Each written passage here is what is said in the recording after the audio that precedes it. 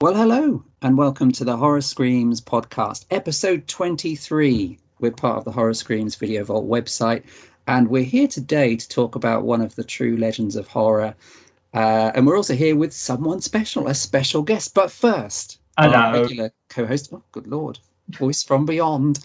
First of all, though, before we introduce special mystery guest, Sarah, our regular host. Hi, Sarah, how's it going? Hello, I'm here too. Good to see you, and you're well. I'm all good, thank you. Yep. It's going to be a good episode. It is. I've got something in my water. And I think it's Absolutely. going to be a good show as well.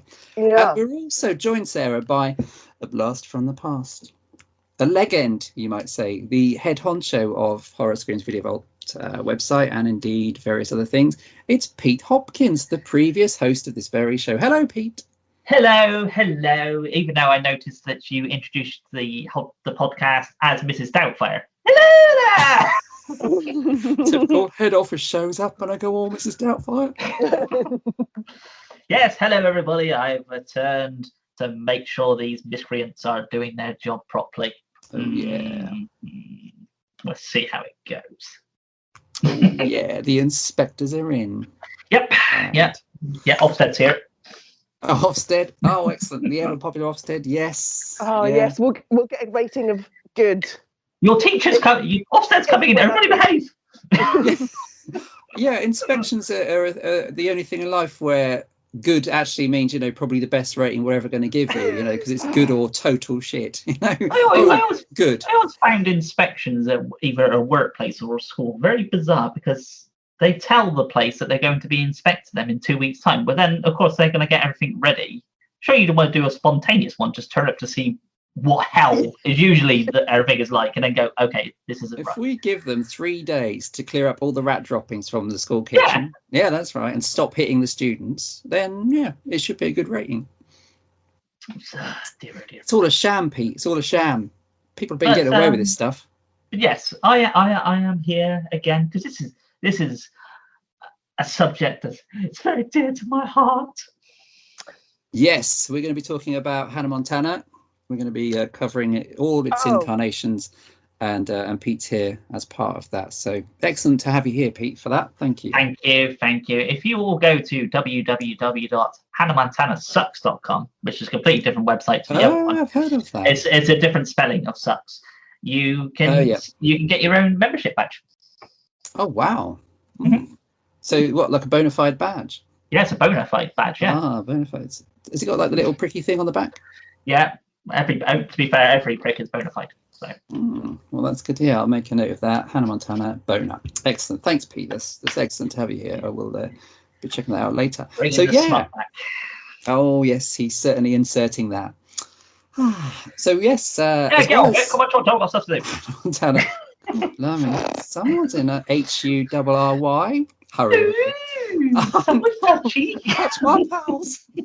That's not a euphemism. I was actually kidding. Oh yeah, so we're going to be Ashley. I mean, Ashley? Who's Ashley?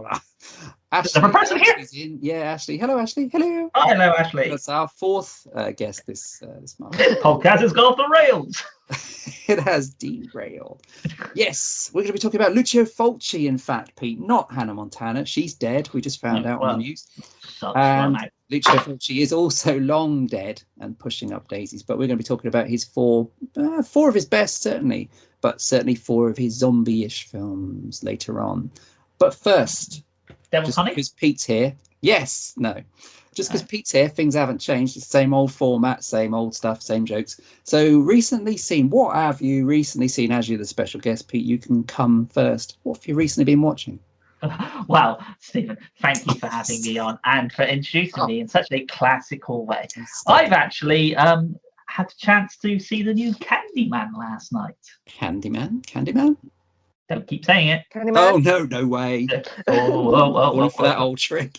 Yes, I actually thought it was a really good sequel because there's, as much as people keep saying it's potentially a remake or whatever, it is actually a sequel. It's a direct sequel to the first one.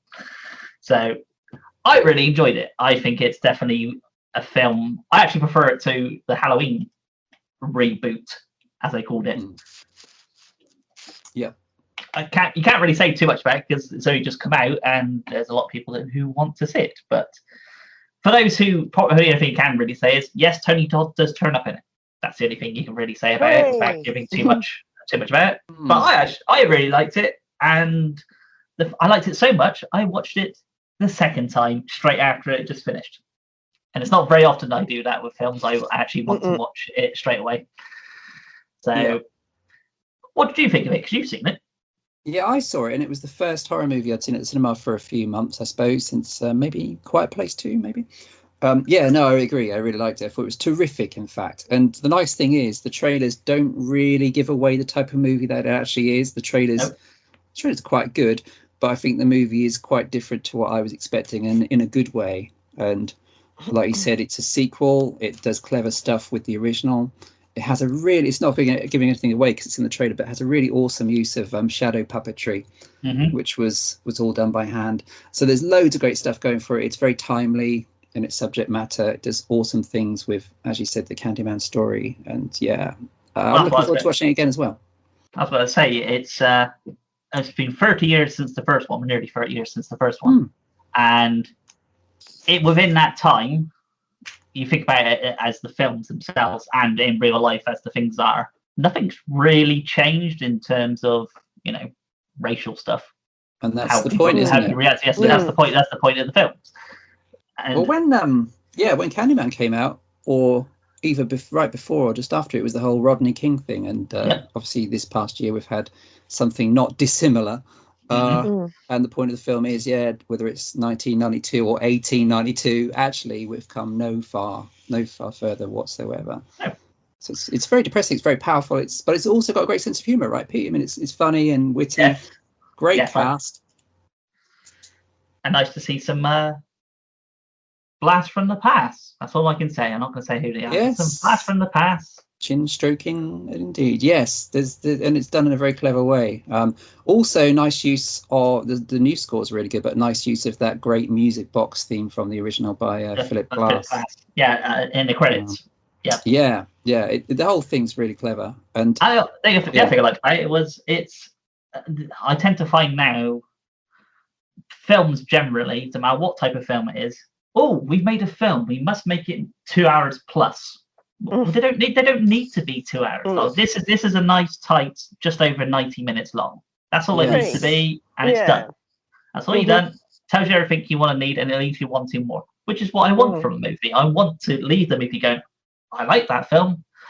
I want to watch it again. If they do make a sequel, I definitely want to watch it because there's something there that's enticing me, as opposed to just sat down for 3 hours and I really don't want to watch the next films. And they tend to draw things out quite a lot and stuff like that, don't they? Make it unnecessary, like fillers and stuff. You don't need that kind of stuff. Lord of the Rings makes sense. It's a journey film, so that stuff makes. But when you're doing something like, I don't know, Army of the Dead. I was actually going to say, what was those films that Stephen was telling us before? Oh yes, Teen Beach, for instance. Why does that have to be 2 hours long? Admittedly, it's slightly extended. That Teen Beach 2 is pushing 2 hours. Yeah. Yes, Stephen. Secrets must be revealed on the internet. Oh, look, an eagle. Yes, actually. Well, you're right, and the comparison to the new Halloween, which annoyingly is called Halloween, and everything. What's with that? A new Candyman film is called Candyman. A new Halloween film is called Halloween. The Halloween film from 2018, which is almost 2 hours as well, which I really liked in the cinema, and I went back and watched, and I still like it, but there's plenty in that could have been shaved off. And I was also different to the new Candyman, which I thought, wow, this is actually doing something new, but it's not dissing the original film. It's actually showing great respect to the original film. But with the newest Halloween, most of the time when I rewatch it, I'm thinking, you know what? They did this better with with still an older Laurie in Halloween H2O, which was about 30 minutes shorter and didn't turn her into a, miserable, agoraphobic, slightly mad old woman. It actually made her a stronger version of older Laurie and a more fun version to watch. The funny thing with the Halloween thing is they was making the new one, and I said this is going to do really well at cinema, and even though they're saying this is the last one, it won't be, because studio executives will see that it's made loads of money, and they go, oh, we're going to have to try and spin this story on a bit more. What can we do to add on a bit more? So, of course, then you've got the second and third. The thing I liked about this Candyman sequel is it leaves it potentially for there to be a sequel, but you don't actually have to have a sequel because what happens towards the end of the film. So, and actually, yeah. And the new Candyman has the perfect excuse to make loads of them if they want to, because the point is this story never stops. This story never dies, unfortunately, because the world has never changed and won't change. Whereas there is no real reason other than money to keep bringing Michael Myers back, and we've been through that well a lot of the time. But if the same people make another Candyman and do something just as clever, then why not? Yeah. Well, there is a twist on the whole racial thing in the new Candyman films. But I can't say too much about it because that's one of the big twists in the film. Yeah. So definitely check it out in your local Cineplex or whatever you're going to be watching. I imagine most people are going to be streaming it nowadays. Which is a shame because it worked really well on cinema because it's very visually interesting, really stylish, and the soundtrack's great as well.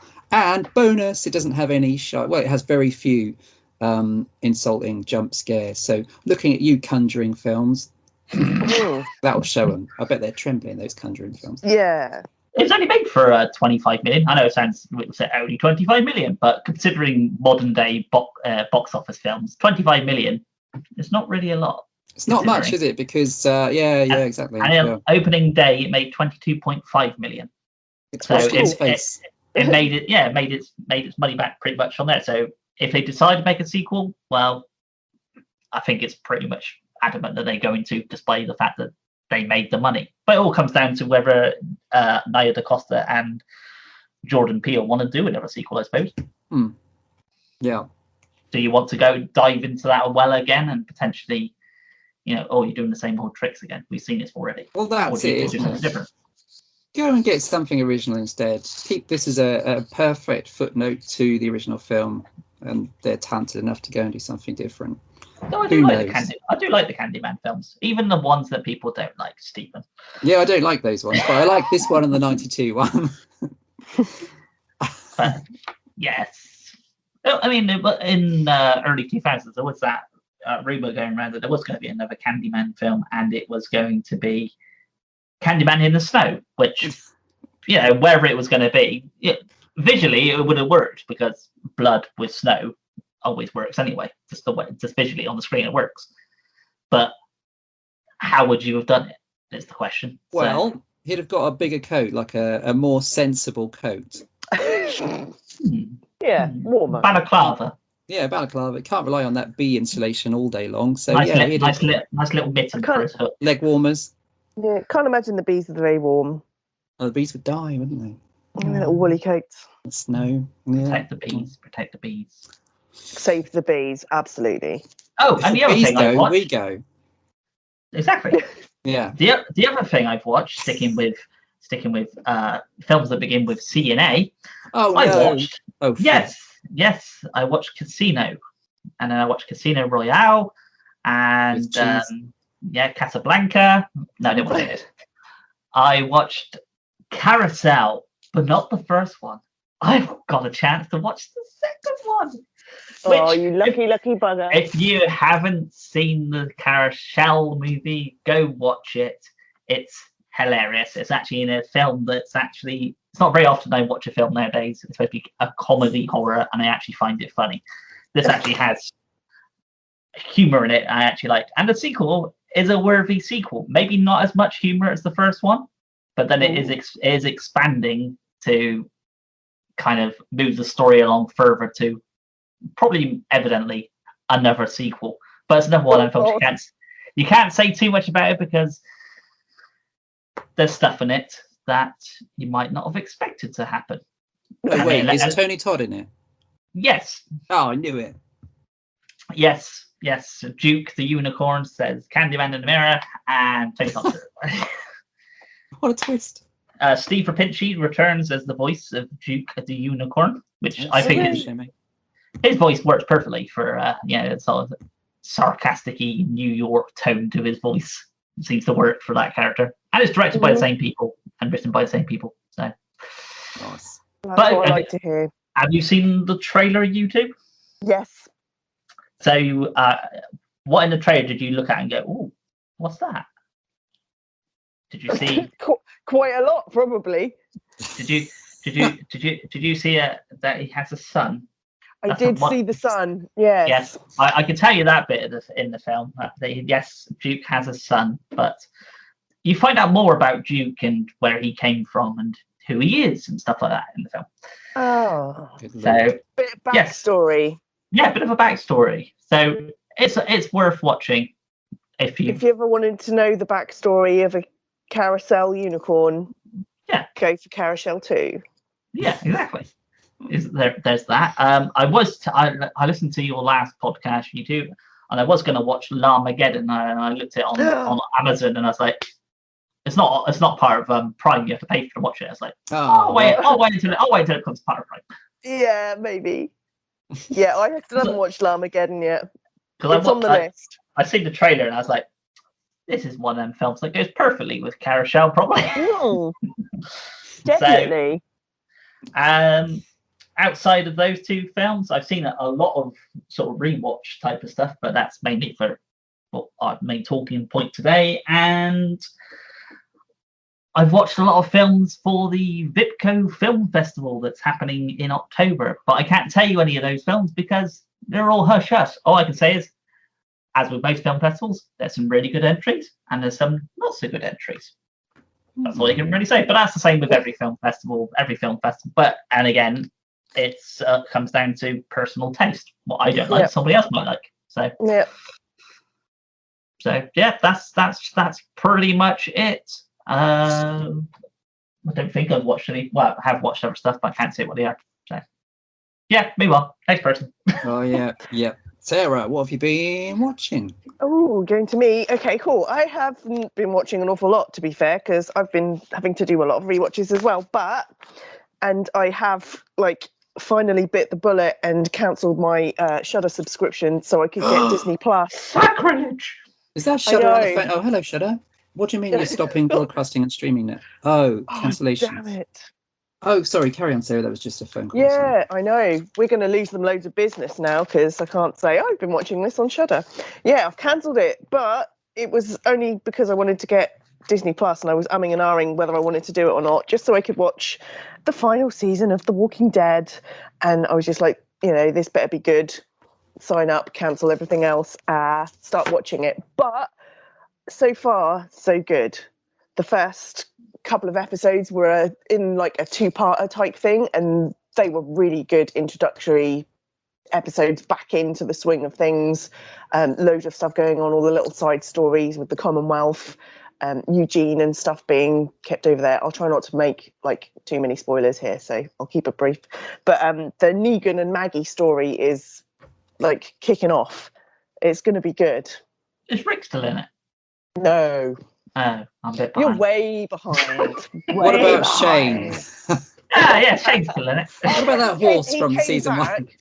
Well, it's funny you should say that. There was a very cringy episode. There was a really cringy episode with horses and Carol after, I think that was episode 3. Oh, no, was she shagging a horse? Not quite. Okay. Phew. Not quite. Different TV series. Yeah. That'll be with Teen Beach and all that.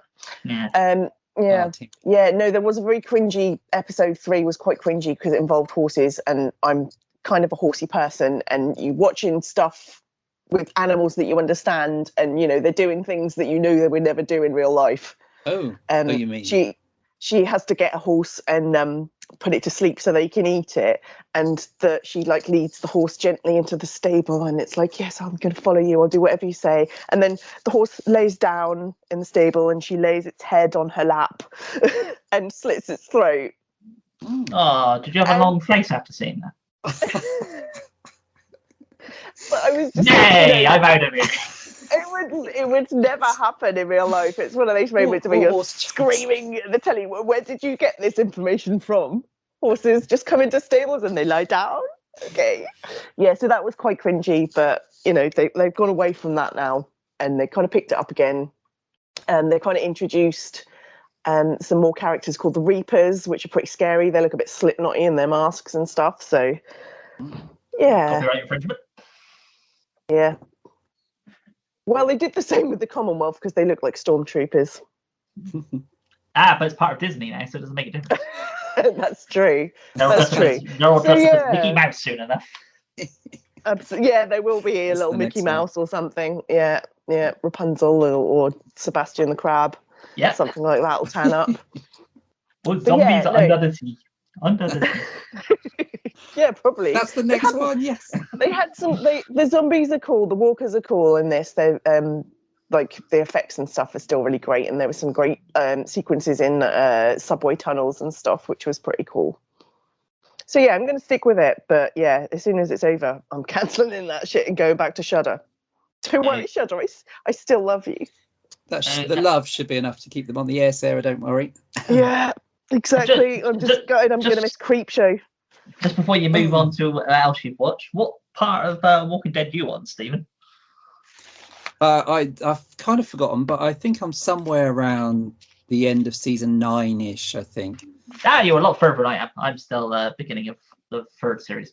That's the thing. I mean, there was just too much of it, and that's what happens. The only thing I can think of where I've stayed with a very long-running show is the X-Files, I suppose.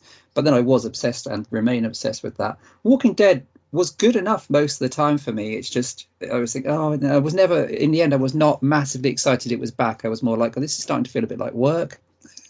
I'm watching several episodes which are okay, but it needs to be a bit better than okay if it's still on the air after 100 years. However, the early seasons especially had some great stuff, as we've said before, and so have some of the more recent ones. But I'm not sure how I'm going to get back to it because I've kind of forgotten where I was, and I probably have to rewatch a season to get back into the newer ones. It's tricky. There's a lot of stuff out there now, so you kind of like, I want to watch that. Don't want to watch this. I want to watch this, and then you're like, where was I with that one? Was I watching it? Did I cancel on watching it, or what was I doing? It's too much stuff. I can't, and that's why I don't really commit to series hardly ever. And Sarah, you've got to admit, I'm sure you do actually. But what is it, 16 episodes a season? That's a lot. I know it used to be the norm. It's more than that now. It's in the 20s, I think. Yeah, because they split it up. They split it up now as well, don't they? They do like mid-season breaks and stuff like that. You're just like, just shove it all on. Now we've got these streaming channels and stuff. They should just shove the whole lot on and just let you watch it in your own time, rather than releasing things every week and then going, you know what, we're going to have like 3 weeks off. I don't know. I'm sort of the opposite. Drags it out. I'm opposite with that.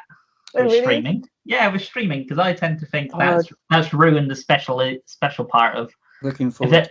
If there's going to be there's a cliffhanger episode, you don't go, I can't wait till next week to see it. Now you just go, click, watch next bit. So the anticipation of seeing what's going to happen is not really there anymore. And I suppose not. You go, what about what? I watched all 25 episodes of the first series last night. What? It changes the show. It changes it easily done, doesn't it? Yeah. And then you just feel like after that you're like, I'm lost. I've got nothing else to do now. Yeah. Because your kind of life is just taken over by it. Yeah. Netflix is taking over. Which is why I probably haven't got a lot on my recently seen, because I've done the same thing with Vikings. I blitzed like the whole 6 seasons of that. Vikings is good. If you haven't seen it, Stephen, if you like Spartacus, you definitely like Vikings as well. Oh, I liked Spartacus a lot. I never really watched Game of Thrones because it looked more boring than Spartacus. I love Spartacus. I suppose Vikings is a bit tamer than Spartacus, unfortunately, but it is still good. And like I got very annoyingly engrossed in that, which is why I haven't watched a lot else. I just had to be like, oh God, no, I can't watch that because I'm thinking about what's happening in the next episode. I could just stick that on now. So yeah, it's quite distracting if that is the case. Yeah. Whereas with like Walking Dead, you're like, well, I've got this one episode I can watch, then I can crack on with the rest of my life and watch it, the following one the next week. It's a kind of a difficult thing. I'm definitely a binge type person. I want to just like binge it all straight away, but then I feel bad. Personally, I think that's a bit harsh on you, Sarah. I mean, people are dying in The Walking Dead, and you're just moving on with your life like it's nothing. You should at least, comprehend what you've been doing and how these people had lives and how take a minute and think about what's going on. I don't think she's I don't think she's taking it seriously at all, Pete. No, I don't know. No. I'm writing this down. Disciplinary. But yeah, sorry, that is it for me. Oh man, well, no, that's all very good, Sarah. Thanks very much. Me recently seen. I've seen a bunch of stuff. Right. Anyway, Sarah, what are you talking about? Never felt. What are you talking about? Hang on a minute. oh, Stephen, you said you wanted to talk about the films that you've seen. Tell us movies, more. Games, regale us with your tales. Yes, well, I was going to mention a bunch, but then there was the Fright Fest thing in August, and I had some screeners for that, and I also watched some of the stuff when it was streamed online in the digital version. There was a real version as well in London. Which I didn't fancy going to, and I think a lot of the regulars probably didn't either, due to the plague. However, I mean, I was going to mention some bad ones, but I don't see much point. I did watch a few that I thought were a bit flat. There's a really bad one called Demonic by the actually quite talented Neil Blomkamp, who made District 9, isn't it? Not District 13. District 9. The Johannesburgish alien invasion movie, which was really good. And he did, Chappie. I think, Chappie, which is good, and so is, was it Elysium or Oblivion? Those two always get mixed up in my mind. Elysium was okay. There was some really good stuff in that. So he's a guy that made a kind of small film that did really well, and he got the big time. And now he's gone back to a low-budget-ish horror film called Demonic, which, if you remember the Jennifer Lopez film Cell from about 20 years ago, which actually was really good. This is like that, but totally boring. So it's like a no-fun version of Cell, and it is just so terribly dull. And it has less advanced virtual reality kind of visuals than 20-year-old films. Just terrible, just awful. Bad Candy was a terrible anthology film, which I watched as part of Fright Fest as well, with Zach Galligan, at least paying some bills. However, there was some good stuff. So I watched a film from Kazakhstan called Sweetie You Won't Believe It, which is a terrible title that no one's ever going to remember or want to say out loud. But the film is great fun. Sweetie, you won't believe it. They've got a sale on in the supermarket. Remember, if you say it like that, you remember it. Yeah. Yeah. This is great. This is a movie with a very likable kind of mixture of, I suppose, early Peter Jackson style slapstick gore and wanking jokes. Sort of smut and things like that, but it's also got quite likable main characters. It's basically a Kazakhstan, if you imagine a Kazakhstan version of all those 70s American films and 21st century French films where a bunch of people go to the backwoods and terrible stuff happens to them. This is basically that, but with rafts made of inflatable dolls and small penis gags, and a scene where a guy has to stop breaking wind so that he doesn't get killed and disemboweled. No, it's really good. Is it a Kazakhstan film or a Norfolk film? It's this year's biggest horror from Kazakhstan, but I think Norfolk are doing a remake. And so a bunch of guys who are sort of cartoonish characters go off for a fishing trip or something. They get into trouble. They go to one of those weird gas stations that you see in all these things. They have a mishap with like a bottle of piss, which gets them on the radar of some local oddballs. And they also witness a kind of mob killing. And it goes from there and it escalates. There's loads of really good practical gore. And it does have the likable characters that these kinds of films don't always have. So I thought it was terrific, actually. And my favourite line in it, just to say how good it was, is all they have left is this small penis. That's the best line of the year I've heard in a film. So, okay, so you won't believe it. So before you tell us the rest, then, Sarah, what part of that made you want to potentially watch that film? You'll love it. But yeah, well, I don't know. I'm going to go with Stephen on this because he was right about Benny Loves You. So I'm the bit that could be my new obsession. No, I would watch it, but the bit that I'm kind of more like the bit that was in kind of why is that a big part of the story is the bottle of piss and people were chasing it. Why is somebody chasing after the bottle? That's the bit that's the hook of the film that's brought me in. And it's all because of that bottle of piss. It's really good. I mean, I watch a lot. Oh, I don't watch a lot these days, but I've seen a lot of horror comedies that left me totally cold, and I didn't find them at all funny. But this is one that actually I thought worked really well. It's quite a novelty, I suppose, that it is from Kazakhstan, but it does things right that most of the cheapo American ones just make me cringe. And But yeah, it's good. It's been bought. I think it did really well at Fright Fest, and it's been bought by I know it's been bought for American distribution, so I guess it'll have the same fate over here. It's a crowd pleaser, whatever that means. I also watched a film called House Monster, which is written, directed, everything else by a guy called David Axe, who's done some really good stuff, including Shed and Lection. Lection was a really cool film from a couple of years ago about what it sounds like, really, a post-apocalyptic election, which seems more relevant now, actually, than when it was made. House Monster is also, like all of his stuff, is very topical. It's set in lockdown. It was filmed in lockdown. It's about an unemployed stage actor who's going slightly bonkers at home. I think she's been home for, 2 months or something. And it's been about a month since she actually physically saw another human being. So she's doing all the stuff that people did in our lockdowns. She's hoarding toilet paper. She's got a total twat of a neighbour that thinks it's a hoax and is on that train of idiocy. She's watching YouTube videos. She's doing all that stuff. And she also, not that she really knows it initially, she also has a monster in her house that's kind of scampering around the living room when no one's looking and that the audience sees throughout the film. So it's possibly another film where to say much more would spoil it, but it's genuinely interesting. And it ends on a kind of surprisingly touching note. It's got a good and quite brave performance by the actress in the lead role, because it mostly is her show. And she's doing a web show, quite tragically, for I think 3 subscribers or something like that on YouTube throughout the movie. House Monster, another interesting film from good old David Axe. So I'm not sure when that's coming out. Otherwise, I suppose mostly watching old stuff as well. I rewatched Sleepaway Camp the other night, which is one of my favourite 80s slashers, and holds up really well. In fact, there's a new release of Deep Red that's coming out by Arrow, I think later in the month, in 4K, which looks incredible. And rewatching it, I thought, yeah, this is really my favourite Dario Argento film, which I used to think, and now rewatching, I thought, yeah, this really is as good as he ever got. There's some great stuff after this and before it, obviously, but Deep Red is just perfect. Card player. And the card player, yeah. Yes. Who were you in London, Pete, when we watched Giallo? I know, but definitely Mother of Tears, right? The third film in the Three Mothers trilogy. Me. I was there. It was Storm of the Century, Welcome to the Jungle, not the one with the rock, and Mother of Tears. Yeah, and Dario Argento was there that night. Yes, he was. Yeah. And that one, I don't think, because that one was okay, because Mother of Tears was at least entertaining, and it wasn't obviously great compared to what was before it. Mother of Tears, Sarah, have you seen it? I have not, I'm afraid.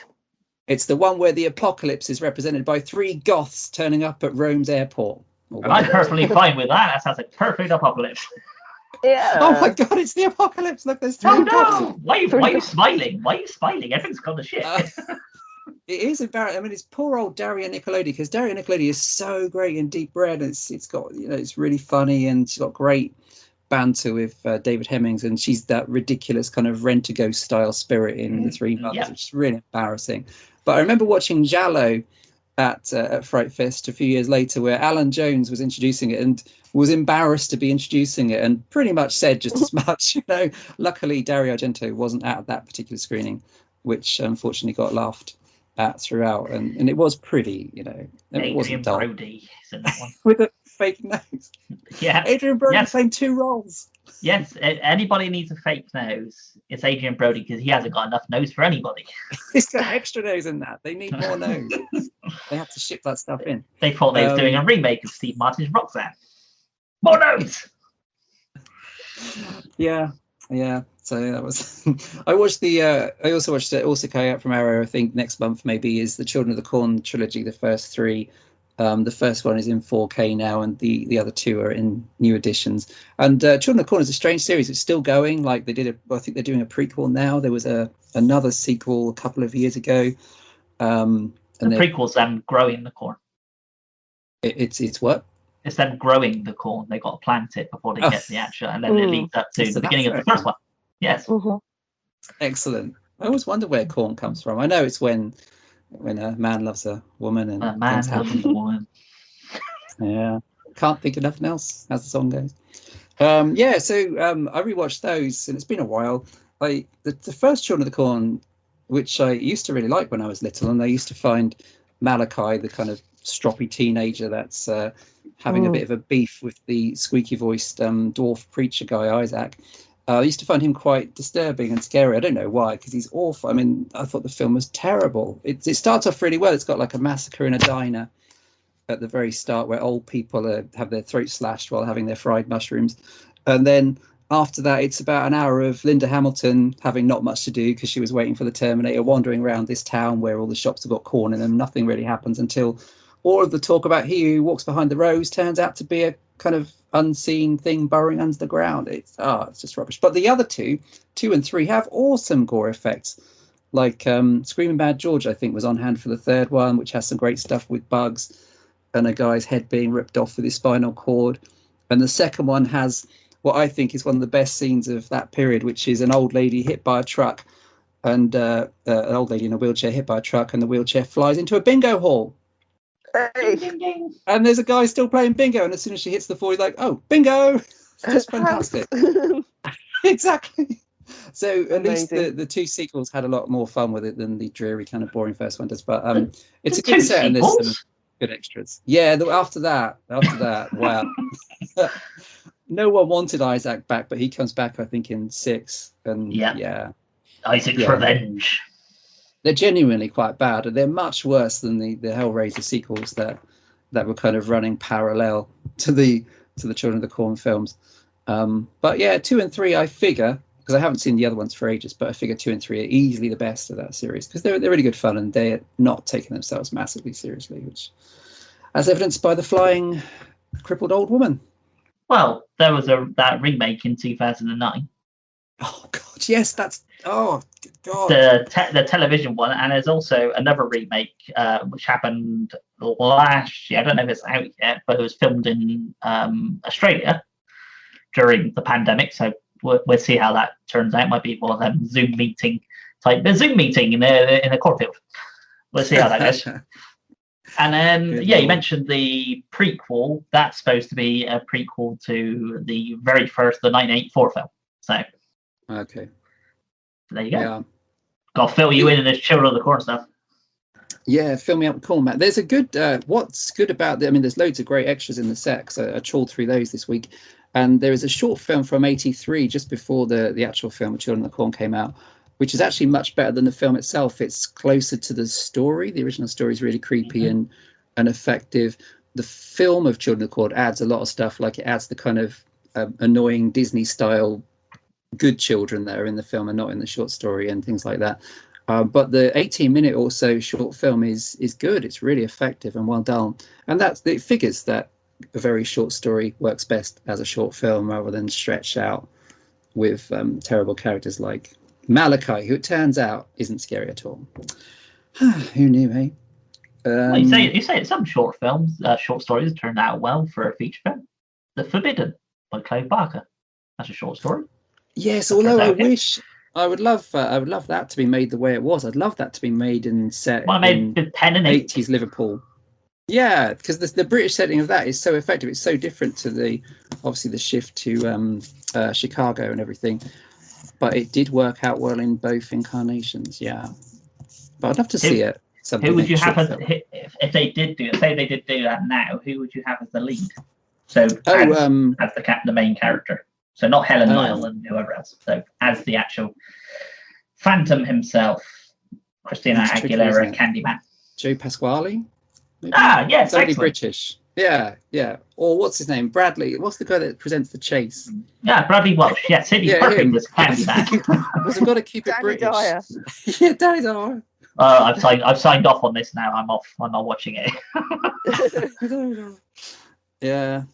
So yeah. Well, that's it then. I think that's it. Coming Home in the Dark was at Fright Fest. That's another one which was really good actually. That's an Australian film, very downbeat, about a family in a car running into some thugs, which actually has a very good when you find out why the thugs are being thugs and why they've selected this particular family, does have a very powerful twist in the tale, really.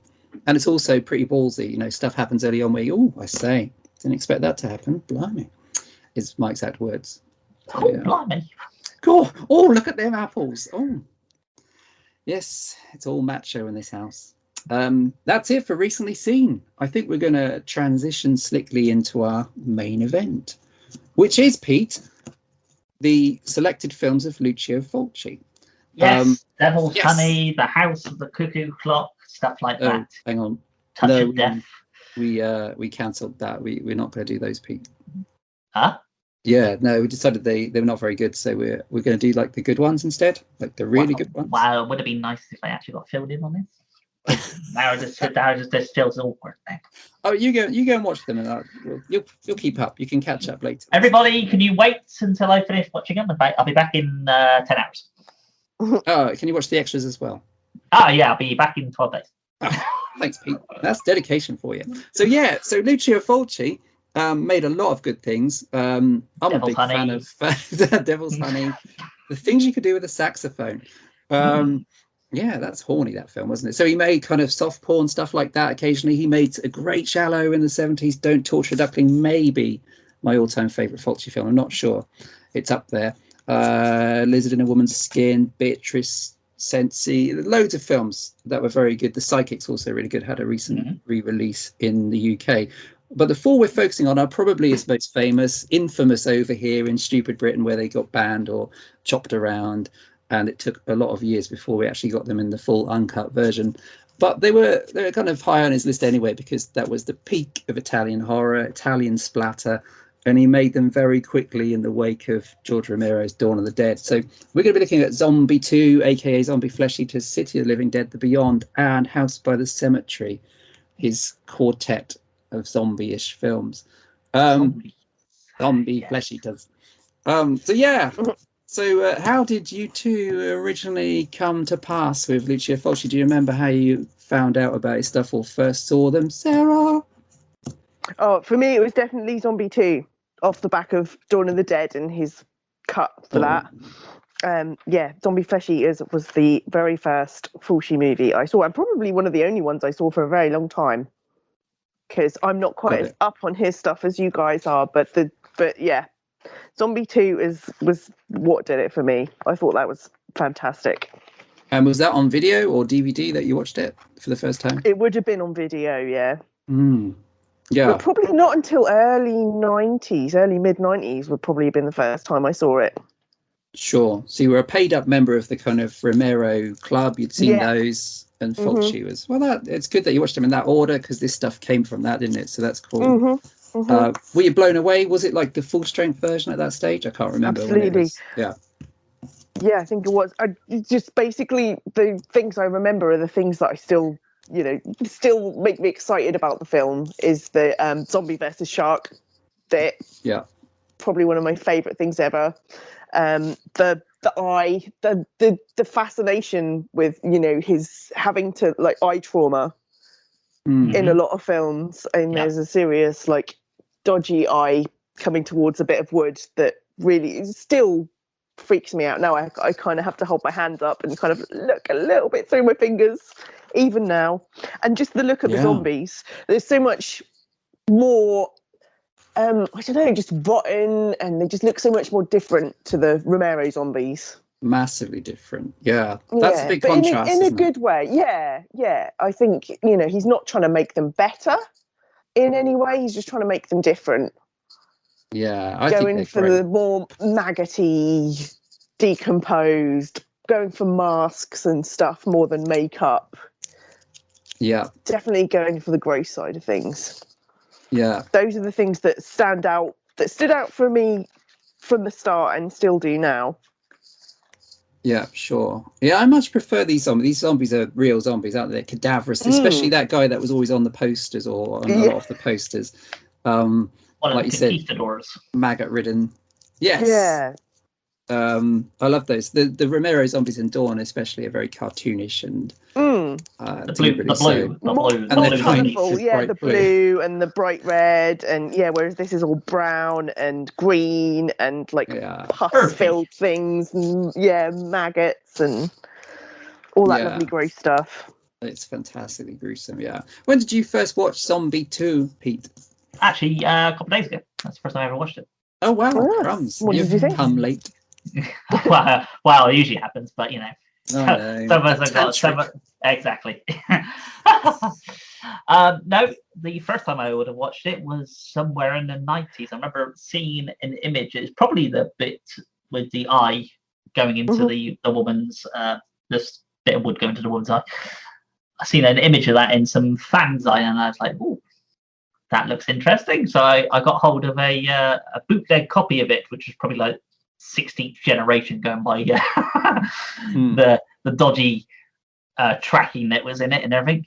You could work out what was going on. So of course, when it came to the advent of seeing an actual decent copy of it and seeing what actually looks like, that was where my love of the Italian zombie movies came from. It was actually seeing a decent copy of it.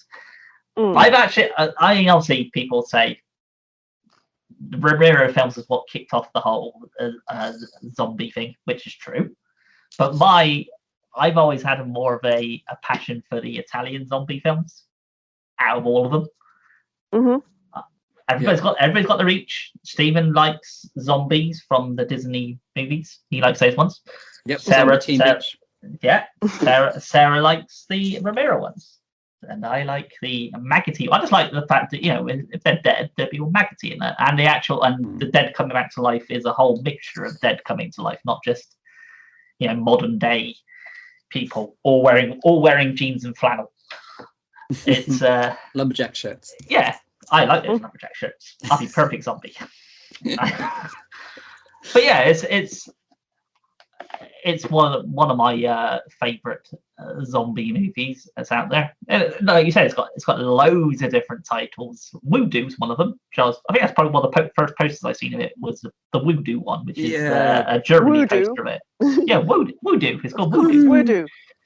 Like well, there's Zombie Flesh Ears is the common English one that we tend to know as Zombie the Dead Walk Among Us. The Island of the Living Dead. No one. Nightmare Island.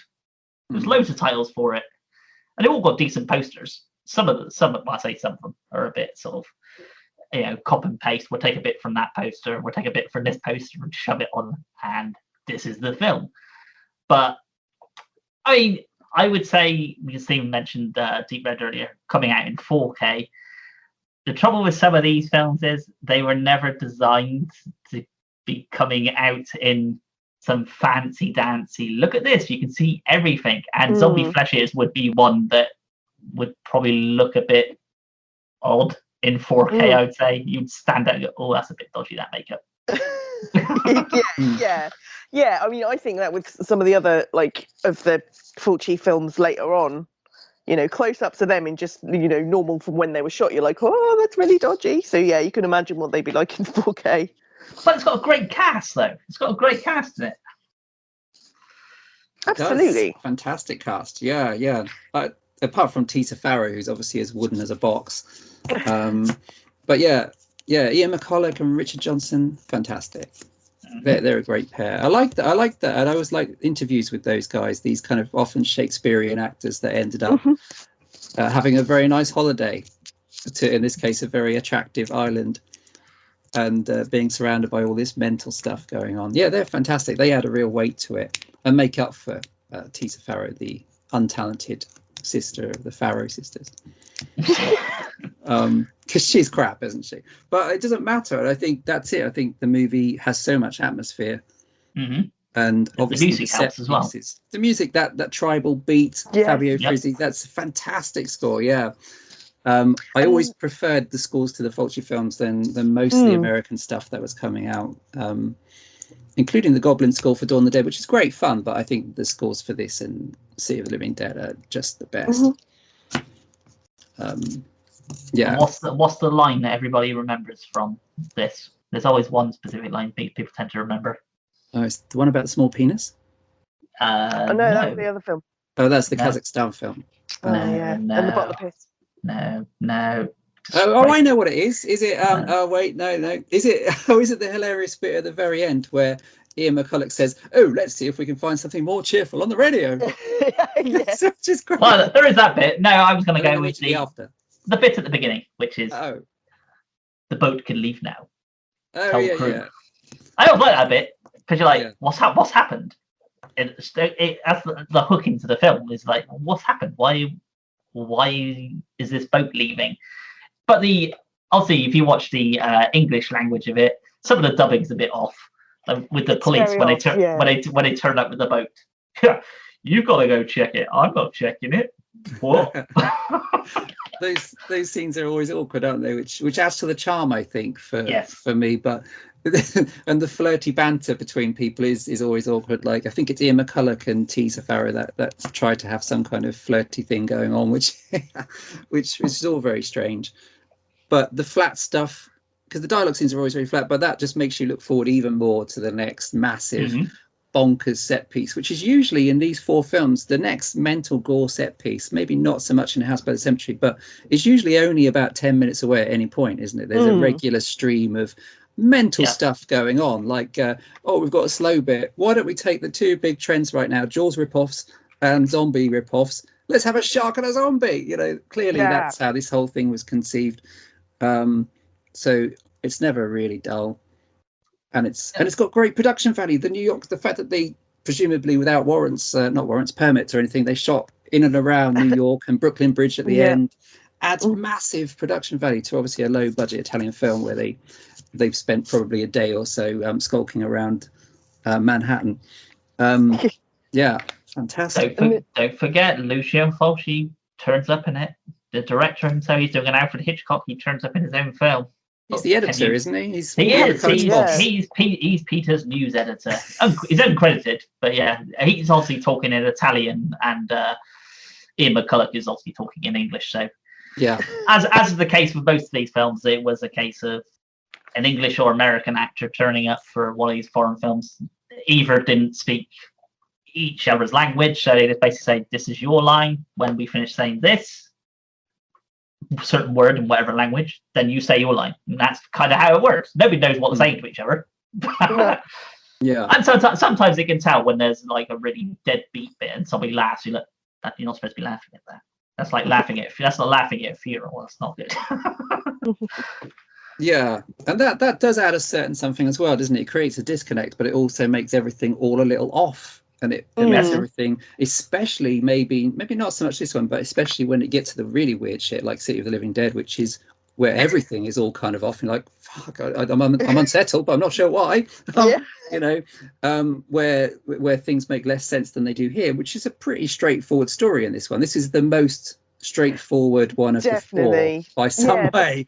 The zombies are out there.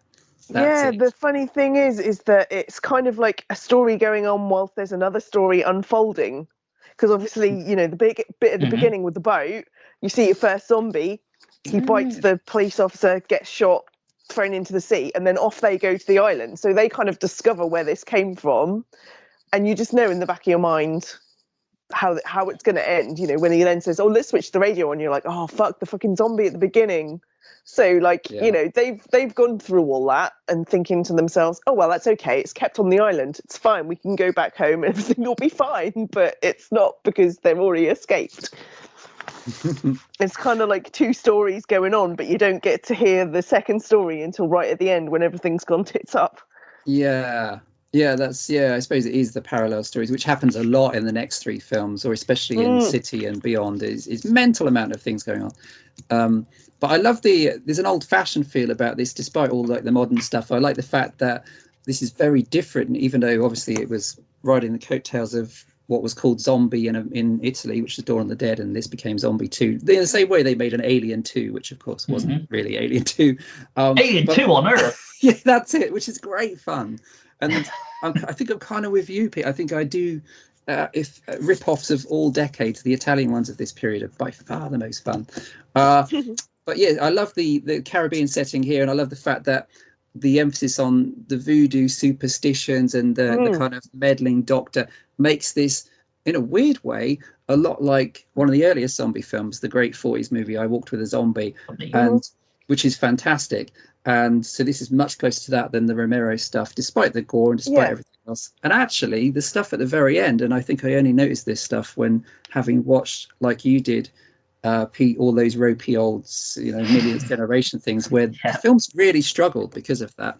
When you watch it on Blu-ray or DVD, the stuff with the zombies in the mist in the kind of last few minutes, rising from their graves and gathering together, is really atmospheric, which you didn't get in a lot of these kind of post-Romero things. It's got a lot going on, not just the gore. I think it's got a great atmosphere on the island. I think that's a hark back to the origins of zombie movies, which is cool as well. It's not just a Dawn of the Dead ripoff. Another good thing about these is all the films we're going to be talking about, they're all roughly around about the hour and a half mark, even though you may remember them as potentially being longer, because I certainly remember House of the Cemetery being longer than what it is. They're all around about an hour and a half. Oh, they're in and out, aren't they? This one keeps moving.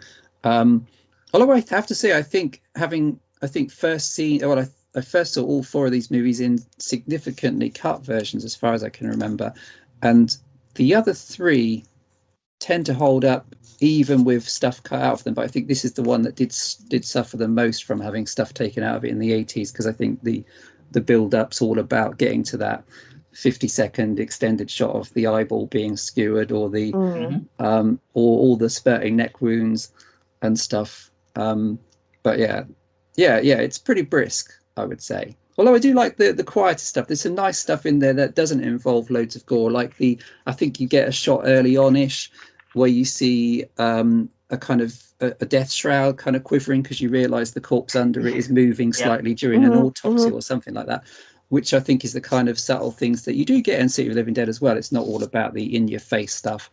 There's some quite creepy little frissons in there, which I think he was really good at, especially in this period. But yeah, the zombies are some of the best that I've seen. The kind of eyeless, decayed, shambling things. Everybody running around. You're like, why are you running? They're not going to catch you anytime soon. Well, it does have a lot. The thing about this is that I guess a lot of these movies do, but it does have a lot of things where the women, especially, including the woman that survives the zombie shark interface, what's her name? Flancy McGraw. She literally. You mean the actual character name? The actress, is it Areta Gay? Areta Gay, yeah. She survives that, but then when the shit hits the fan with the zombie later, from memory, she literally stands frozen in fear, waiting for and I'm sure the others do it as well. Yep. I think it's reliant on that, because they are so slow. But that's, again, it's part of the charm, and it doesn't work without that kind of stuff. Yeah. It's an entertaining film, and it's a crowd pleaser. Guaranteed, if you showed it at a film festival, it would probably completely fill up, even though people have seen the film countless times. Yeah, for sure. They would still enjoy it. It really holds up. Yeah, it really does. It's fantastic. The effects, I think, are outstanding. I think they really hold up in all 4 of these films. What is it? Gianetta De Rossi, right? Yes. Yeah. And they're stunning. There's nothing to match that, as far as I'm concerned, in these films from the early 80s or late 70s. I think they put on quite a lot of like stunts and stuff as well, didn't they? The bit at the end with the Molotov cocktails and stuff, where countless people are getting set on fire and stuff like that. It's incredible, really ambitious, and it's even, I think it's even stronger to watch that stuff these days, where so many low budget films have CGI fire, which never ever looks good, even in big budget films. And I don't know whether they do. What fire stunts don't exist anymore or something. I get that it saves the risk, safety. But they look rubbish. It's insurance. It costs a lot of money to do that nowadays. Yeah, and it ruins your film. I mean, that's but back then, when they were obviously a bit more reckless with the old actors who are somewhat disposable, especially Teaser Farrow. And this stuff really holds up. So those fire scenes, you don't get many of those now. You don't get things like the Maniac Cop films where somebody's on fire, driving a car, driving off a cliff, all at the same time. That stuff sadly doesn't happen. I miss those days. I really do. Zombies great, isn't it? And for those who are keen eagle-eyed or listeners, they might notice that Jerry Gross turns up, who's a producer on I Drink Your Blood, and put out films like Zombie 2 into the US market, and Teenage Mother and stuff like that. Oh. Mm-hmm. Who's he? He's in the movie? Yes, he's the presenter. What, the radio presenter? Yeah. Is he the one that's screaming at the end? Ah, they're in the building and all that. They're in the building. I like the downbeat ending. That's very gross. The downbeat ending. What a great shot that is, man! What the zombies on the Brooklyn Bridge. Because to Dawn of the Dead is unusually sort of almost optimistic, isn't it? Different to Night of the Living Dead. People get away. There's a sense that maybe things might perhaps, and so is Day of the Dead. Actually, it's got an almost optimistic ending, but this is all about and all of these films actually are all about the dread and the downbeat. I would imagine that obviously you get the bald-headed zombie at the beginning falls into the water. Most people would just go, oh, well, he's dead. So when Ian McCulloch escapes at the end and they go, oh, guess that's done. I imagine most people forgot about the zombie at the beginning. So when they turn on the radio and they hear the shit's hit the fan, they go, oh, it's not over. Oops. Hey, looking at the poster, I want to know who Richard Johnson had to shag to get a box around his name on the poster and on the screen, I think, as well. That's the big name. That's what Richard Johnson. Yes, it's what they used to do. They used to put the biggest name. They would put the box around it because, this is the big star of the film, and you should watch it because they're in it. Yes, and they also used to do, and I think they still do that, but they also do yes, Jeff guest starring Wongle. Get special guest star Angela Lansbury. Oh, I always like the special guest star on old TV series or things. It's somebody you never even seen in anything. They might be their actual first credit on IMDb as a special guest star, such and such. You're like, how are they the special guest when they haven't done anything before? What's that make them special? It's a young Bruce Forsyth. Does that mean the person who brings the coffee could be a special guest star because they haven't been on television before? So this is their first entrance. Yeah.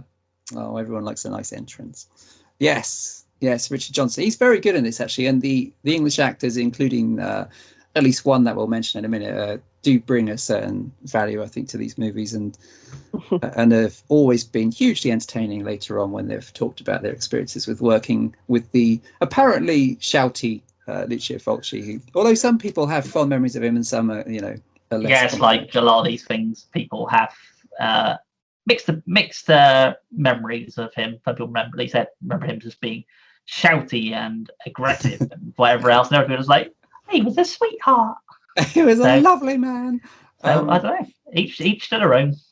Yeah, and it's the thing, isn't it? I'm never too bothered. There's a lot of stuff about different people. It turns out that the director's the boss of the film, so like bosses in every other job in the world, they can sometimes be a bit of a shit. Is that a revelation? Yeah. Not really. It's kind of the pressure of obviously getting this thing done, as it is with any boss in any job that ever existed. Well, I don't know what you two are all about. I think you should take respect for the boss who runs the place, the face that runs the place, the man with the plan. You should sit down and actually think about what you're saying before. You didn't mean me. You meant other companies. Oh, yes, we did. A great and masterous one. Thank you. Oh no, you're welcome. Looking handsome today as well. Glad you can tell by mind having a go. This non-video call we're doing. Oh, that's not you. Oops, that's the Zoom call with the Teen Beach cast. Sorry about that. So Zombie Flesh Eaters, it is great. And it's almost absurd to think that and the films that came after it were incredibly controversial in the 80s in Thatcher's England. Mardi Gras Massacre. That was that terrifying film. I'm surprised that got. I wouldn't be surprised if it was still banned if I looked on. Probably. Actually, no, it's not. Do you know why? Because it's a terrible movie. Some of those things they're just rubbish. Yeah. It's hard to imagine anyone being offended by this, even in 1982. It's just bizarre. But yes, it was very successful around the world. It made a fortune, and in quick succession, he made City of the Living Dead, aka Gates of Hell, and a bunch of other things, no doubt. Yes. City of the Living Dead was actually, for a long time, and it maybe still was my favorite of these four movies. Maybe today it's eclipsed by the Beyond, and we'll decide on that. But yeah, because I watched it the most. I had the Elephant Video, Sarah, in the 80s. There was a video company called Elephant. Yeah.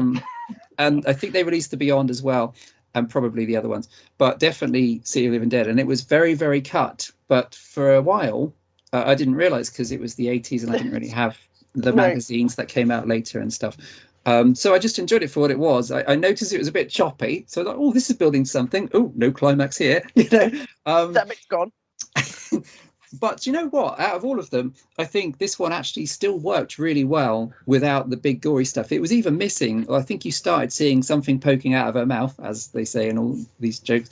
But it was even missing the vomiting scene, which actually could warrant a bit of trimming because it goes on so long. The bit where she pukes up her insides, it goes on so long it becomes, But the cut version actually worked because City of the Living Dead I've always seen as a really creepy film, which just happens to have the occasion. It's got much less gore than some of these ones. It just has the occasional bit of outrageous grossness, but otherwise it's fairly restrained for most of the time. And the atmosphere, all those spooky, moody shots of the foggy streets and the shadowy stuff that's going on, and the general sense of, I've no idea actually what's really happening. And why is Christopher George going for a sandwich at a time when the world is ending? All that stuff's happening, and it worked super. And then when I found out, holy Christ, there's a version that's got 4 more minutes in it, which happens to be, thingy, all the gory stuff, puffing up her insides. Daniela Doria, I think, who gets horribly treated in all of Fulci's films. So I've always really loved City of the Living Dead, and I think it's a fabulous piece of work. It doesn't make that much sense, but ultimately the plot is a priest hangs himself and triggers off a whole bunch of weird shit in Dunwich, right? It's set in Dunwich. Dunwich, yep. Dunwich, yeah, exactly. That's one thing that always annoyed me as well. Why do they have to pronounce it like that? Dunwich. Surely it would be Dunwich if it was over here in England. Why Mundham? We live in Norwich. It would be Norwich. So good old Dunwich. Sarah, guess what? When I saw the Bloodhound Gang, popular beat combo of some time ago, the Bloodhound Gang said, it's great to be here in Norwich. And they meant it. They didn't realise. Many times. Yeah, heard that so many times. So yeah, maybe that's what it is. That is how it's pronounced. Dunwich. How would we say it? Dunwich? Dunwich? Dunwich. Yeah. Dunwich. This has also got. Has this got the best Fabio Frizzi score? That's got that great. It's got at least a couple of. That fantastic main title is just this kind of death march, isn't it? Dum dum, and then it's got the fantastic melody that kicks in when they're down in the underground bit at the end. This is fantastic. What's your thoughts on City of the Living Dead, Sarah? And when did you first watch it, if you know? I think I watched it. If she knows, surely she should know. She was there. I don't think I had it written down the exact time. Dear diary. Today I watched City of the Living Dead, 1993. Oh, you too. No, I think it was probably later than, probably late 90s. I think I watched it, and probably on DVD as well, rather than VHS. I don't know how cut it was.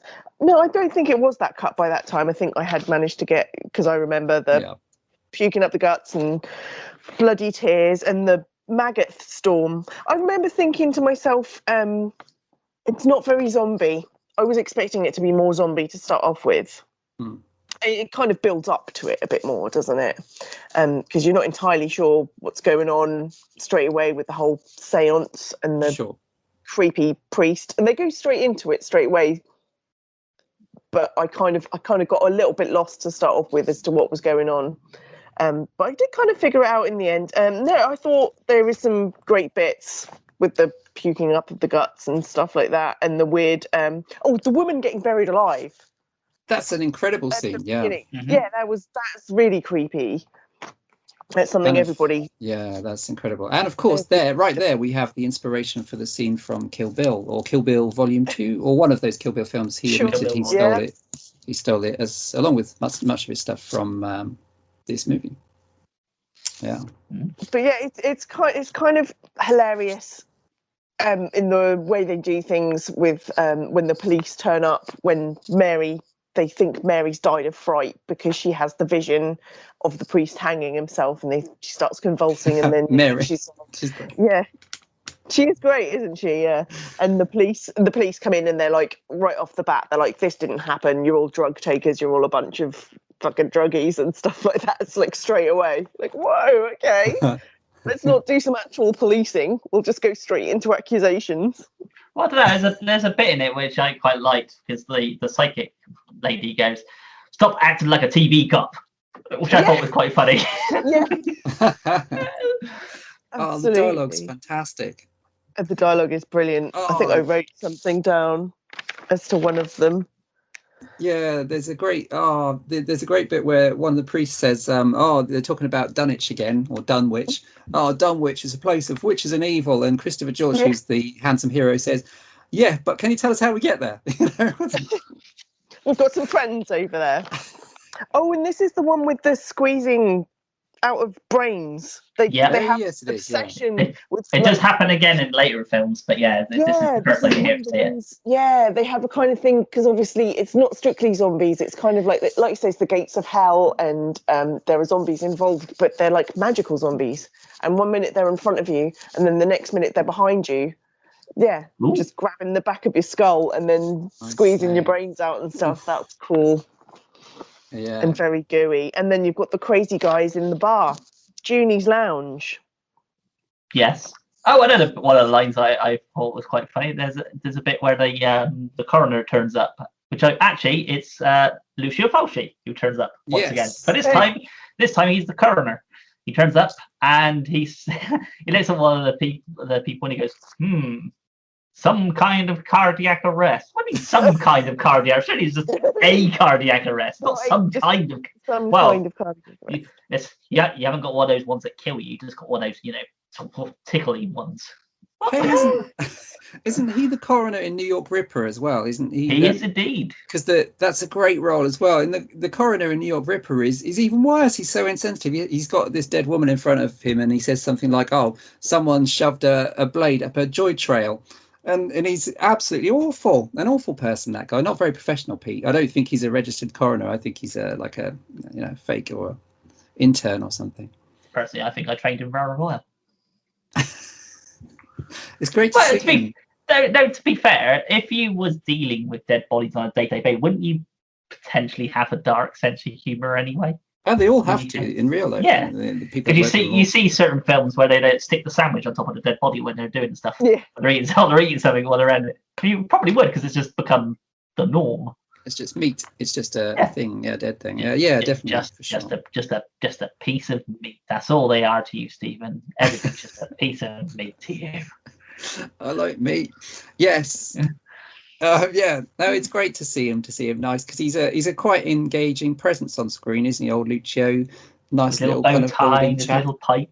Very dapper. Yeah, that's right. And that's part of the fun of these films as well, is like with the Hitchcock cameos, although his are usually much longer. He usually gets a few lines and hangs around for a bit. Unprofessional fashion as the coroner. Yeah, great. Yeah. What about Bob? Bob is one of my favorite characters of Italian horror. Giovanni Lombardo Radici. John Morgan. Mm-hmm. Poor Bob. He gets blamed for everything in this. Fucking Bob. He's gonna fry for this. Yeah, everyone blames Bob for killing everyone in horrible ways and getting them to spit up their guts and stuff, when all he wants to do is go to his weird little cabin with his little blow-up doll. Have a little joint. Yeah. And it's his dad that kills him in the end, isn't it? No, it doesn't. It's her dad. To a girl's house, yeah. It sticks him with a drill, but he comes back. That's it. Yeah, it's his would-be girlfriend. Yeah. Anne sat in climbed to the back of the car with Bob, who's been there sleeping overnight, and her dad walks in, and because of potential things that he might have done in the past, her dad snaps and turns on the drill gets turned on. So he's like, well, I could just slap you around, or I could just stick your head through this drill. And then I'll probably explain it a little bit later to the police of what actually happened. that was one of the bits that always used to get cut out in video. You'd see the drill. Yeah. You see a bit going towards it, and the next bit you'd see was just the other end of the drill outside of the. You never actually seen the drill going through. They had a massive thing for power tools, didn't they? He did have a massive bit going through his head. Yeah. That's a really effective effect. Actually, all the effects are great, and that's a really good bit. Yeah. Oh, Bob, we hardly knew him. This is one of the first times Katrina McCall, has to fight the living dead. She's really good. I like her a lot. She's quite sincere, and I always like Christopher George, who's in a lot of films in this period. American and Italian. He's an easygoing kind of guy. He could have been a leading man in probably bigger films if he'd have got the right parts earlier on or something.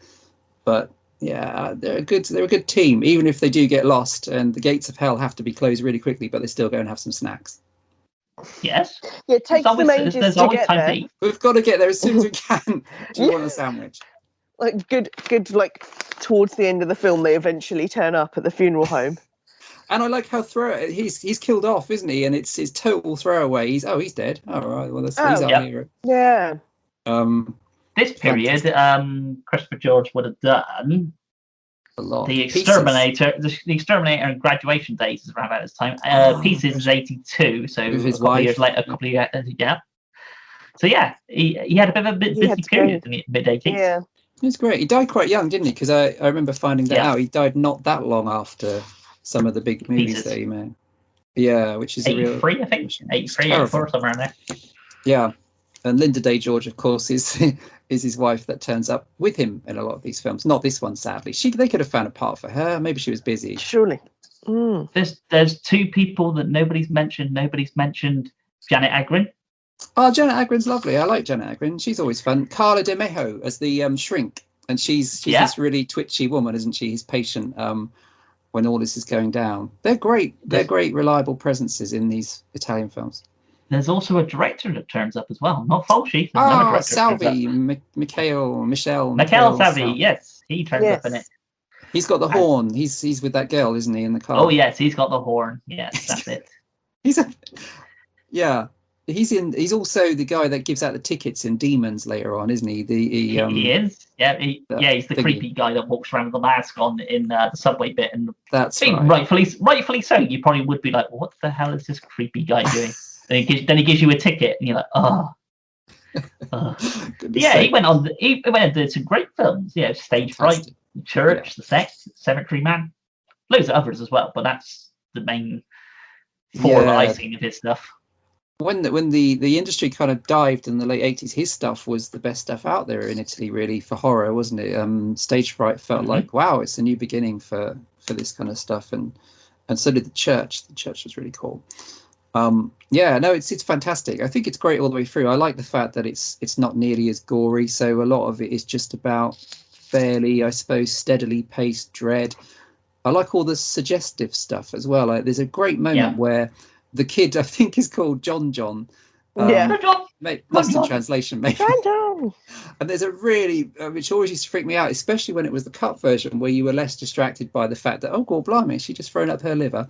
And the bit that used to creep me out was the bit where his dead sister is haunting him, I think, and the rocking chair's moving by itself. And you realise, just I think with a shot of blood dripping onto the dinner table, you realise that their parents have been killed, which, again, in a kind of bit of restraint, you don't see on camera, but you realise that that has happened. Really sinister stuff going on. And Fulci's use of kids generally in films is pretty heartless, and it has quite a powerful punch, I think, which we'll see more in the Beyond. And House by the Cemetery is all about torturing kids, really. And what's the film you think it influenced him on this one? Because obviously there's influences here from the American audiences as well. Oh, massive. Yeah, I always think of The Fog when I watch this, especially all the early mayhem where stuff is shattering and breaking and the bar is, everything's going a bit weird. The biggest one, I suppose, is The Sentinel, The Gates of Hell, that get opened in Michael Winner's film, which has more masturbating lesbians than this does. But yeah, and disappointed. Yeah, it's just extra time, isn't it? Yeah. The Amityville Horror was one of the ones I always think is influenced by. You got the rocking chair, the girl, the bit in the window as well, which obviously is the big thing in the original Amityville Horror. So there's elements of that sort of slipped in. But then again, isn't that a case with all films? There's always something in a film you go, oh, isn't that a bit from that? Possibly.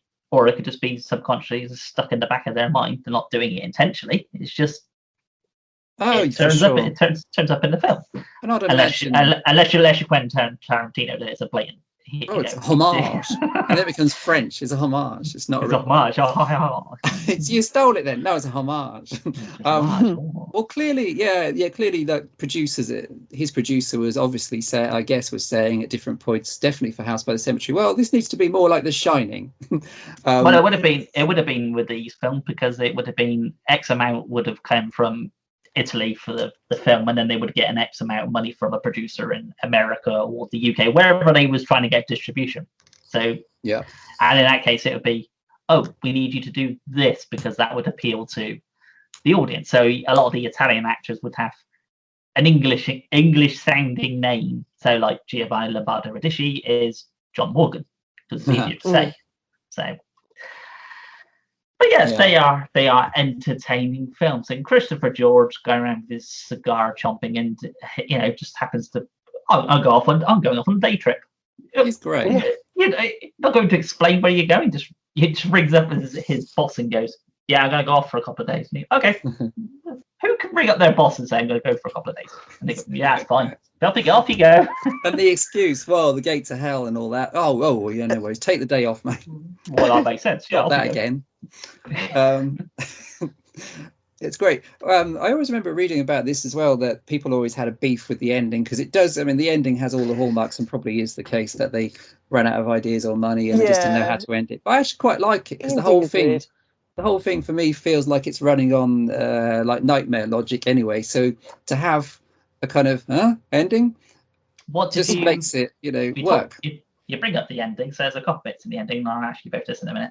So there's a bit where you get that like Creepshow-esque crackling of the screen. It turns into an EC comic type bit. Yeah, you get that bit at the end. But it's also that bit. But why did the police bring the boy to the graveyard? And how did they know they were at the graveyard? That they were there. Yeah. They said we'll look after the boy. We'll make sure he's safe. And we'll bring you to the place where all the dead bodies are.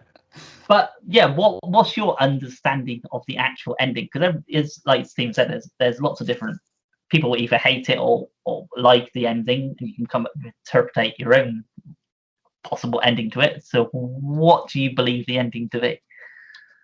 It could be the whole we run out of money, but I reckon it's done like that on purpose. Well, I always thought it's a bit like Halloween 3. I always thought he was too late to stop the big giveaway, and I think in this case it looks like it's all over because he's running in slow motion to the camera, but actually it's too late for everything. Such a time getting it here. The gate to hell. Yeah. So the big stone from Stonehenge. I mean, this is part of the plot. That's the character called Conor Cochran.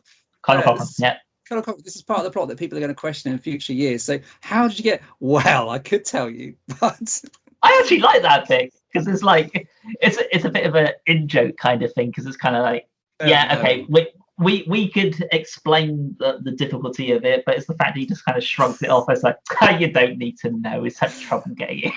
And you know what? Every year that goes by, and we've discussed this many a time, Halloween 3 is without doubt the best Halloween sequel by a million miles. Exactly, definitely. There's no contest. And I think Halloween 6 is pretty good too. Turns out it's connected to the Druids. What do you think of the ending of City of Living Dead, Sarah? What's your thoughts?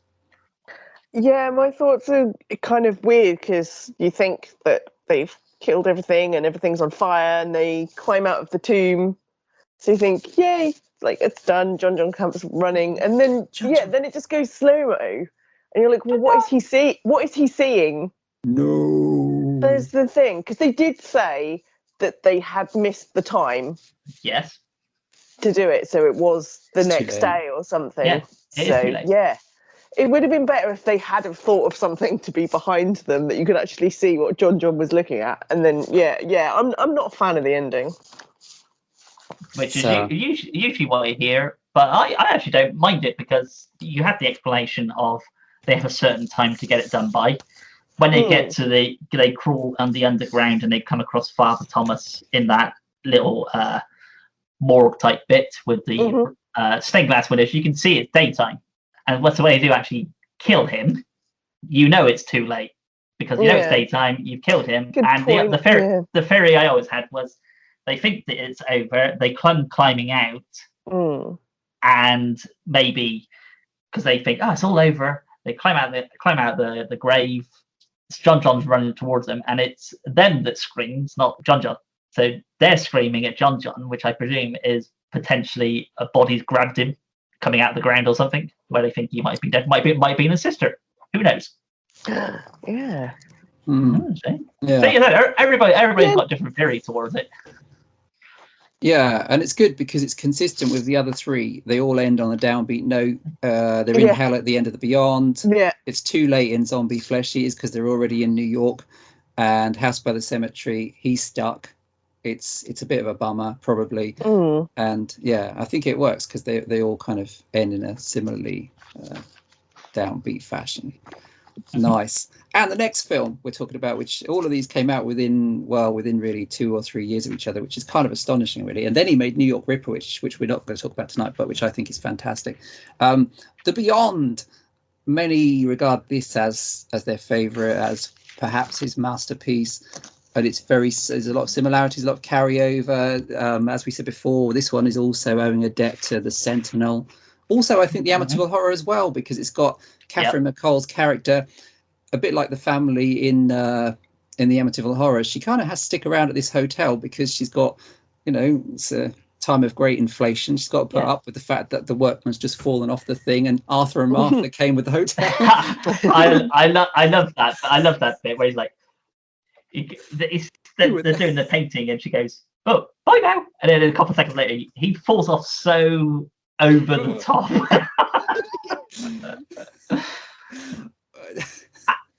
And the amount of internal bleeding he must have had, because he falls off, he's on the ground bleeding. They bring him inside. Why would you bring somebody who's just pretty much nearly died inside and go, well, actually, the doctor turns up and he goes, maybe you should take him to the hospital. Yeah, maybe you should have done that half an hour ago. David Warbeck as the doctor. David Warbeck. You see, I really love The Black Cat, which doesn't get nearly enough credit. Fulci made another film that Fulci made in this very short period of time, and a nice British set one, very atmospheric, very much less gore than these films. But Warbeck's great. I think Warbeck, again, even more so than lovely Christopher George, Warbeck had great charisma on screen, and he died way too young, but should have really had a massive career. But he's fantastic in these films. And indeed, Pete, is it The Last Hunter, the action film that he's in around? Yeah. That's great. Yeah, he should have been an action hero type guy in the 80s. Well, he kind of was for Italian cinema more than anything. Sure, yeah. He should have been Bond, man. He should have been a really gritty, grimy. He was actually in talks to be James Bond. This would have been around the Timothy Dalton sort of time. Yeah, but he was busy doing, I don't know what the show he was doing. He was doing something at the time, and he couldn't get out of the contract. So that's what happened. A bit like Pierce Brosnan, because he was doing Remington Steel at the time. With Timothy Dalton, and he couldn't do it. So,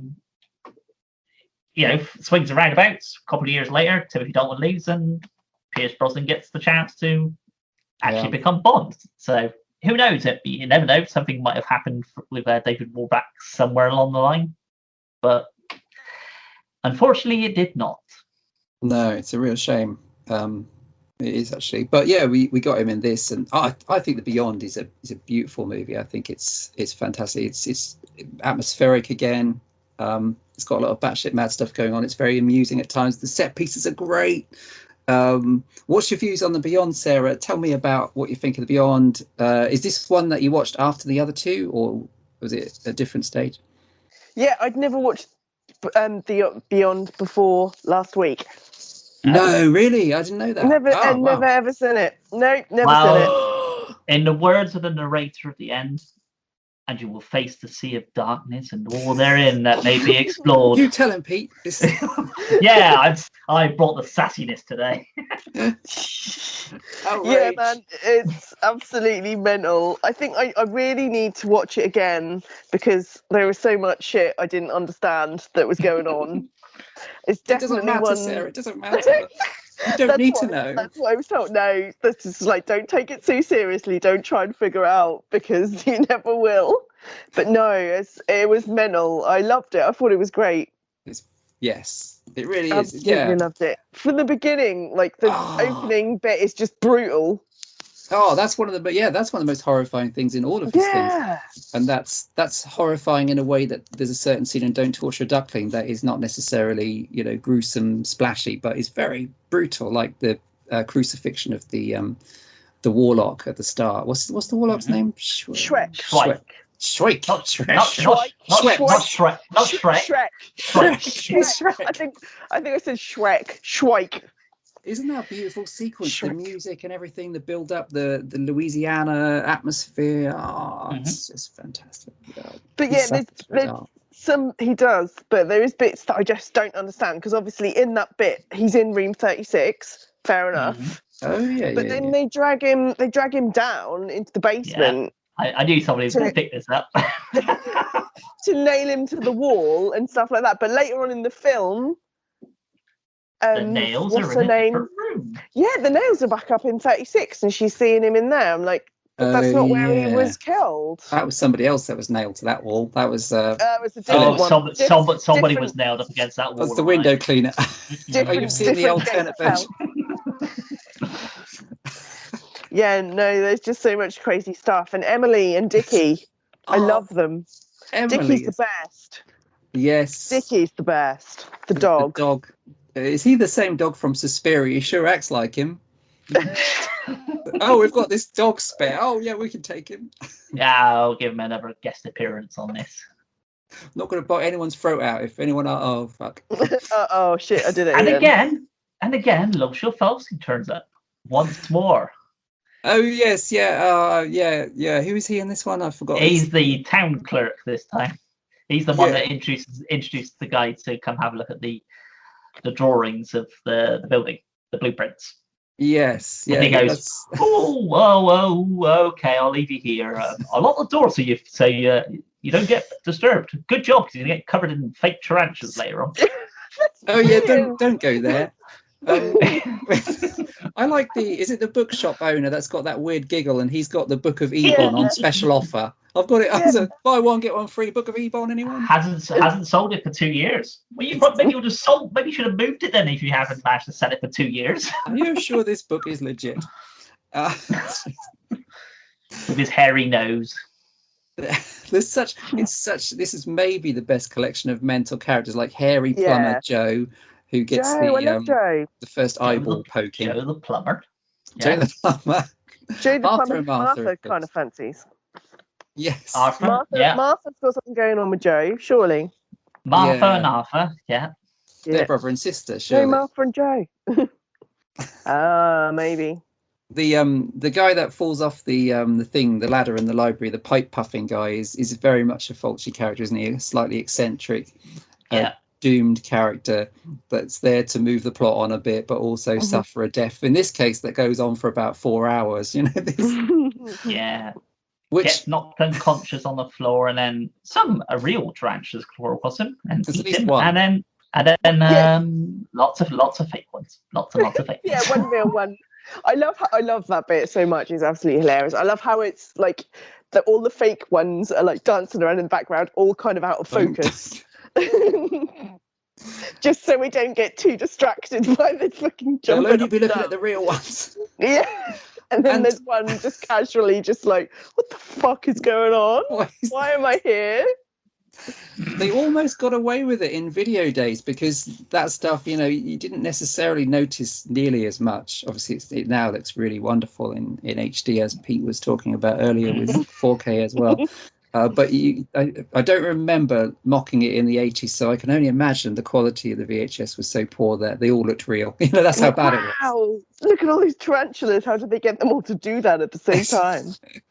And also, you never they are the Italian synchronized tarantula dancing team. Olympic level. Yes, they won 1981 Olympics. Oh, I thought it was them. Wow. Yeah, fantastic talents they are.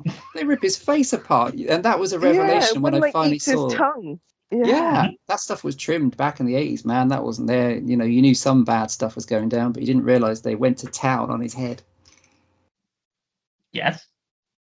So he's great. We don't actually explain to people why this woman's actually come to this house and why everything's coming together. Oh, what, you mean the plot? You didn't explain it. Go on then, Pete. So it's easy. The gist of it is Katrina McCall failed at becoming a dancer and all these other things, so she ends up finding out she's inherited a hotel. I never met this uncle before, as is usually the case. It should be a major red flag right there. But she still moves there with no money, wants to get the hotel made up so it can be reused again. But what she does not know, but she learns later on, is that it's built over the 7 doors of hell. But yeah, again, a bit like Amityville Horror, she all her money's in it. She can't go anywhere. This is her last chance of doing stuff, so she has to stay there. And of course, it's always going to say to you, your house is on the doors of hell. Most people will just go, "You're a nutter," and in some cases, they would be right. But in this case, she has no choice to stay around. Though, to be fair, there's a lot of stuff in this house going on that you probably think, maybe I should move, because this place, there's a lot of stuff not quite right about it. Blind person turning up that nobody else can see. Yeah, this random girl who just turns up every now and again just to. What's she actually doing? The red-haired girl. She goes to the pigtails. Yes, she's something to do with Martha and Arthur, isn't she? Yeah, her mother's died. Yeah, her mother died, so she's and her dad. That's right. Yeah. Oh, she's great. She gets the most show-stopping effect of all. The very brief shotgun blasting, where her head is blown to pieces. Yeah, that's amazing. It's on screen for 1 second. It's a fantastic effect. It is cool though, but at the time they're getting overrun by zombies, and he is not shooting any of them in the head whatsoever. They're all body shots. That's what I do like about any zombie films. They will shoot people. Not be these films, but any zombie film or TV series. They will shoot people in the bodies, and they go, "That's not working." Yeah. They shoot one person in the head, and they go, "Huh, that's killed it. It's not getting up." Yeah. I'll go back to shooting them in the body, because that clearly worked. Yeah. You just learn that you shoot them in the head, they will stay down. Yeah. And they get and then the one person that isn't a zombie, I'll shoot straight in the head first off. Brilliant.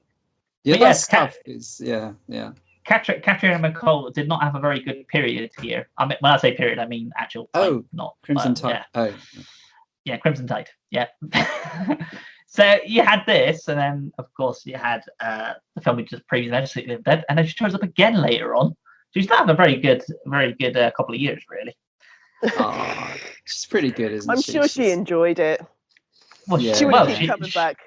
She when she does interviews and things, she always talks quite fondly of these films. Yeah, she does. Yeah, and she's very good. She kind of grounds the madness with something resembling a kind of a character and a performance, which is cool. Yeah, Just going back to City of the Living Dead, I was gonna say that if you didn't know Fulci had directed that movie, who would you have thought actually directed it? Because I always had this thing of, you looked at it in a way it's all dream sequency and stuff like that. You wouldn't be far off thinking it might be an Armando Diasoro film, the bloke who did the Blind Dead films, because it's got that kind of mystical, dreamlike sequence thing going on with it. Oh yeah, the atmosphere is similar, isn't it? And actually, I forget which one it is. Maybe it's the last one of his Blind Dead films, which feels very much like a warm up for The Fog. I think his stuff was influential. I think that the Blind Dead films, did have an impact. Yeah. They're not. I mean, they do have gory elements in those films, but they're not as gory as people potentially might remember them being. No, they're much more about the atmosphere, aren't they? And the misty and just the image, that great image of the Blind Dead coming riding out on horseback. Yeah, that's it.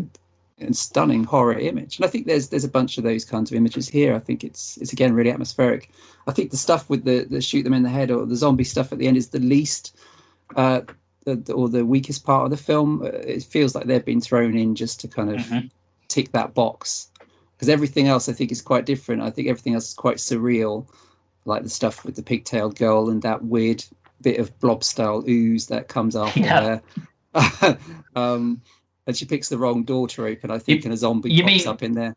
You mean the dodgy health and safety says we should put this massive jug of acid on the top shelf, but really precariously. With no lid. And how did she get in anyway? I like all that surreal stuff. There's some weird, creepy stuff as well. There's some quiet moments that I think worked really well, and it's very similar to City of Living Dead. I think it all feels like a nightmare. It's all a bit dislocated. There's that weird bit, isn't there, where time seems to jump, where Emily is running out of a room and there's loads of jump cuts and you kind of see her leaving several times in a row. So you get the sense that the gateway's being open or whatever it is, the regular world is fracturing, just like in City of Living Dead at the end, especially. Everyone is doomed because we kind of know that's coming, but the heroes end up in the beyond at the end, of course, with what I think is still a really nicely done, eerie scene with that great voiceover. That's a fun little tidbit for you. In the Tobey Maguire Spider-Man film, it's like 2002, somewhere in there, in the spider bite dream sequence, there's a bit of this film actually used in it. Wow. There you go. Old Sam Raimi's a fan of The Beyond, which makes sense. It was Bob Borowski of Grindhouse Releasing restored the film at the end of the 90s. But yeah, as he's a film editor, he used a bit of this film in the dream sequence for Spider-Man. So it's only like a split. It's only a split second, but yeah, it's impressive. Nice. Yeah, that's cool. It's a good film. I like this film. Excellent film. Yeah. Great shot as well of when the hotel's empty near the end. You see loads of figures at the windows. I think that's a fantastic image. Home Alone. That's all I was thinking. Little couple. Macaulay Culkin's in there. Yeah.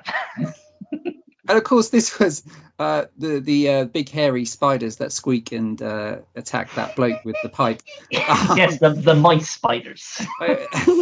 This is kind of the continuation of a trend, because he's got there's a very hostile bat in the next film, and then there's those rubbish snails in the fairly rubbish and silly titled A Enigma, which comes out a few years later when the budget's dried up. There's a few, because there's the worms in the face of somebody in City of Living Dead.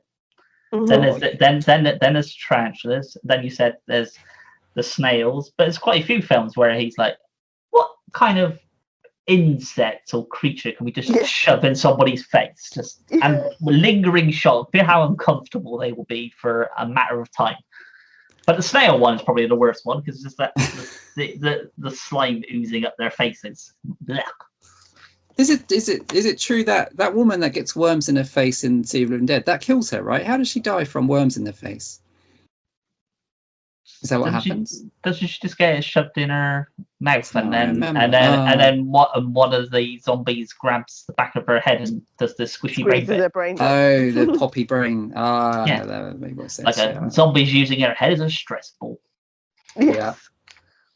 That's the one. There are some good alternate titles to this film, which one of them is Seven Doors of Death, which I think is quite a catchy title. That's pretty cool. Yeah, yeah. But The Beyond is the one that most people tend to remember. Fantastic. Yeah, it's great. And it was, another fantastic poster. Beautiful poster. Yeah.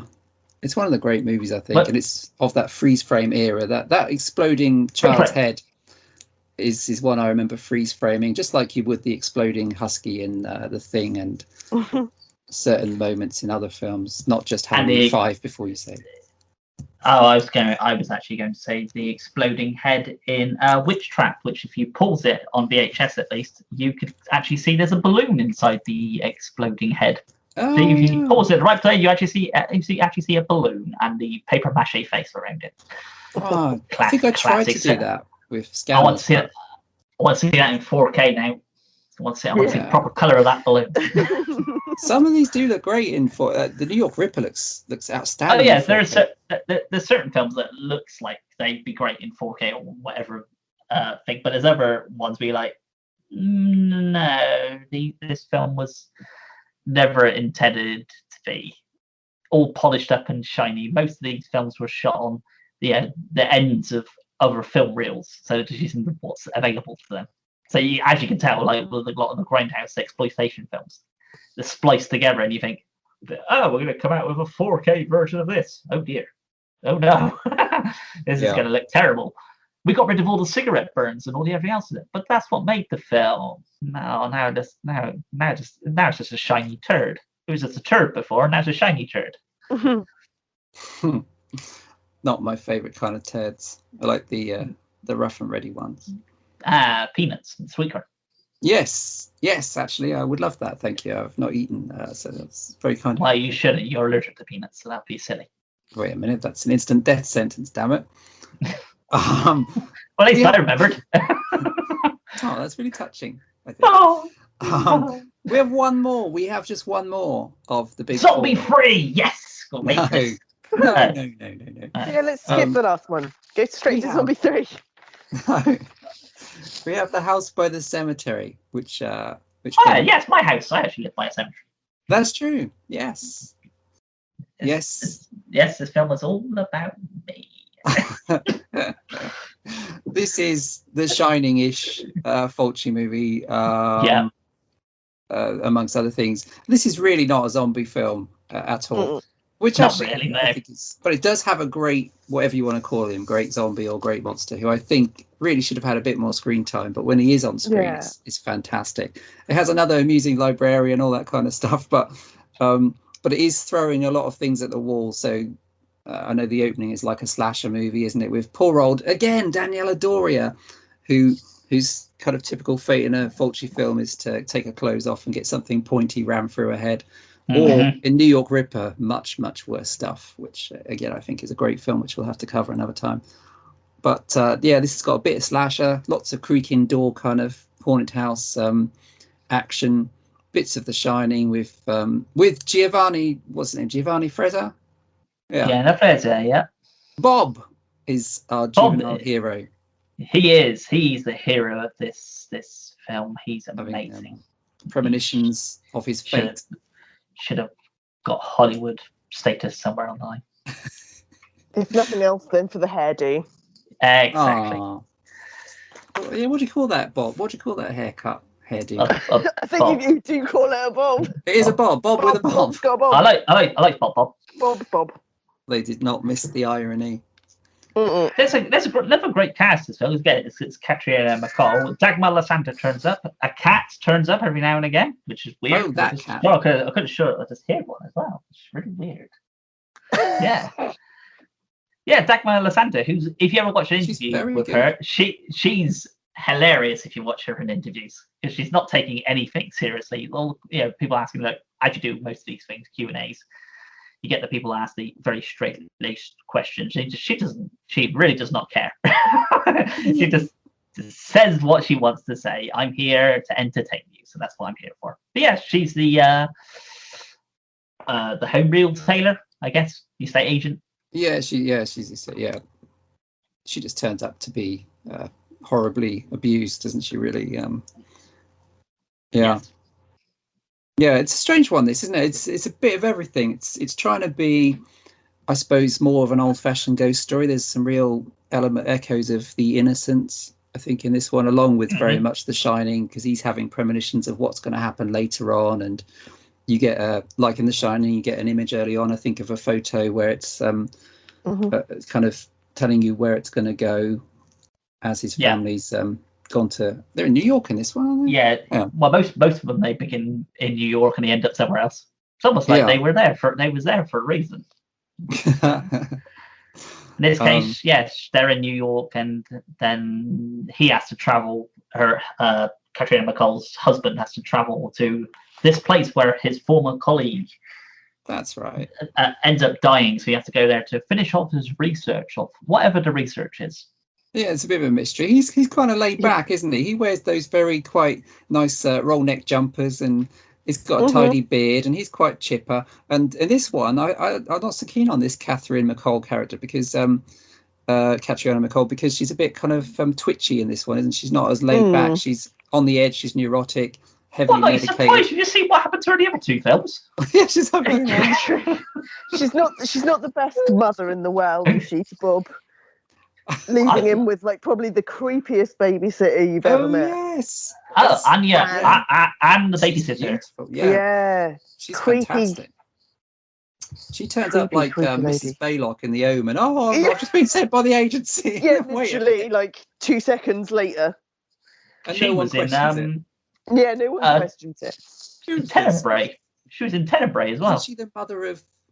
She's one of the mothers, isn't she? The 3 mothers in Tenebrae for a very small moment. For a very, very small. She didn't have Mother of size. She's in Inferno as but yeah, she didn't have. Even though she's very attractive looking and she's quite a good actress, she didn't actually do a lot of stuff. She's striking.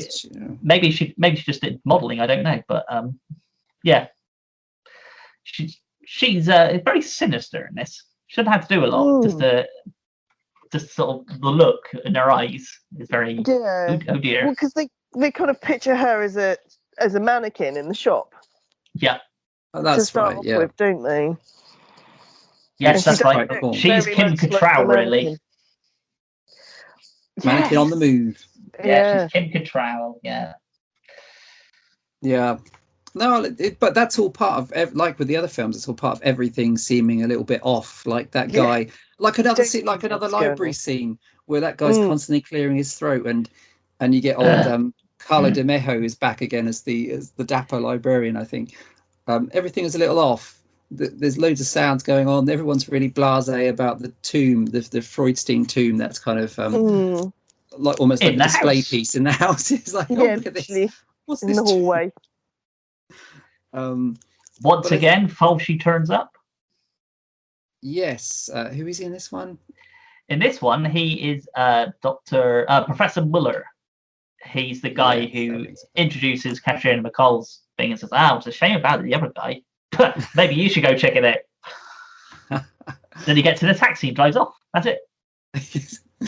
Oh, it's old reliable, isn't it? It is nice to see the same faces. Like I don't think he's in this one, but Al Cliver used to turn up in it. He gets the glass to the face in The Beyond, doesn't he? The window explodes or implodes. And he's in Zombie Flesh Eaters as well. Yes, he is. Yeah, I like seeing him in stuff, and Carlo Di Mejo and all these guys. I don't know if who plays the husband in this? It's Paolo Malco, is it? I can't remember what else he's in.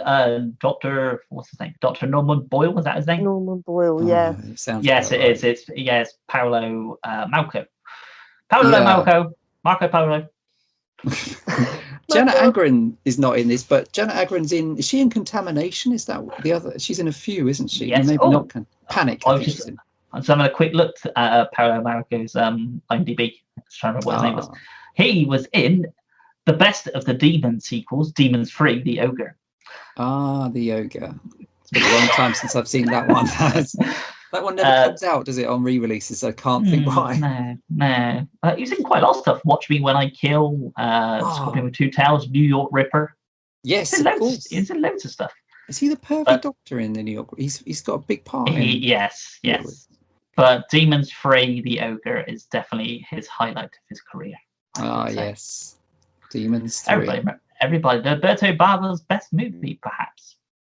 perhaps being no, it's not. Surely it's what's the hilarious one with the is it with Serena Grande?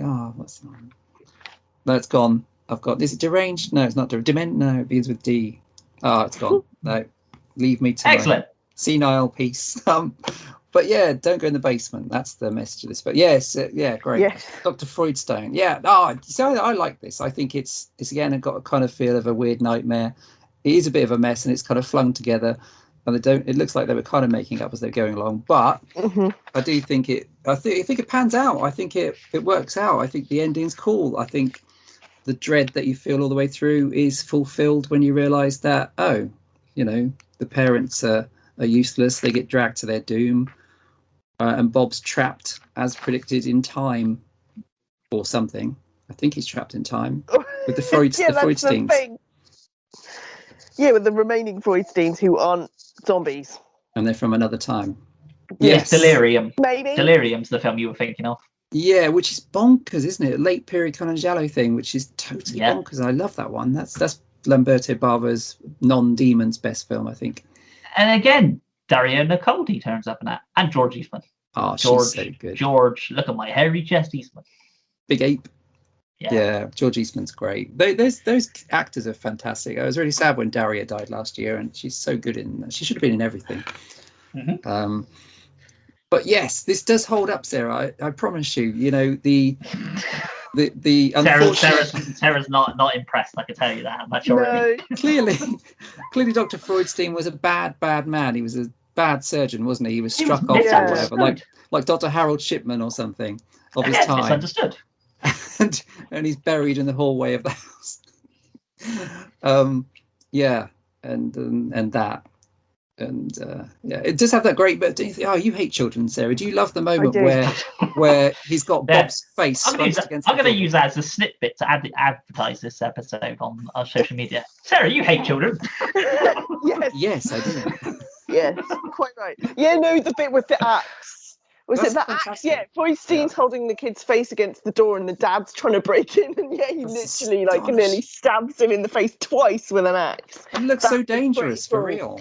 It looks very dangerous. That happens in quite a lot of Italian films, because A Blade in the Dark, there's a bit where the killer just puts a knife through the door, and of course, depending on what side of the door you're on, it looks slightly different. So but he puts a knife through the door, and it's fractions of centimeters away from stabbing the actual actress in the head. Yeah, they do that in that City of the Living Dead as well, don't they? When he's trying to bust her out of the coffin when he hears her screaming. I'll use this pickaxe, stab it in the roof of the bloody coffin. Don't really care where your head is. I know, the film would have ended really quickly if he put the third time went straight to her head. Shit. Oh, the end. But yeah, I suppose this one, it's kind of funnier because it's with a small child.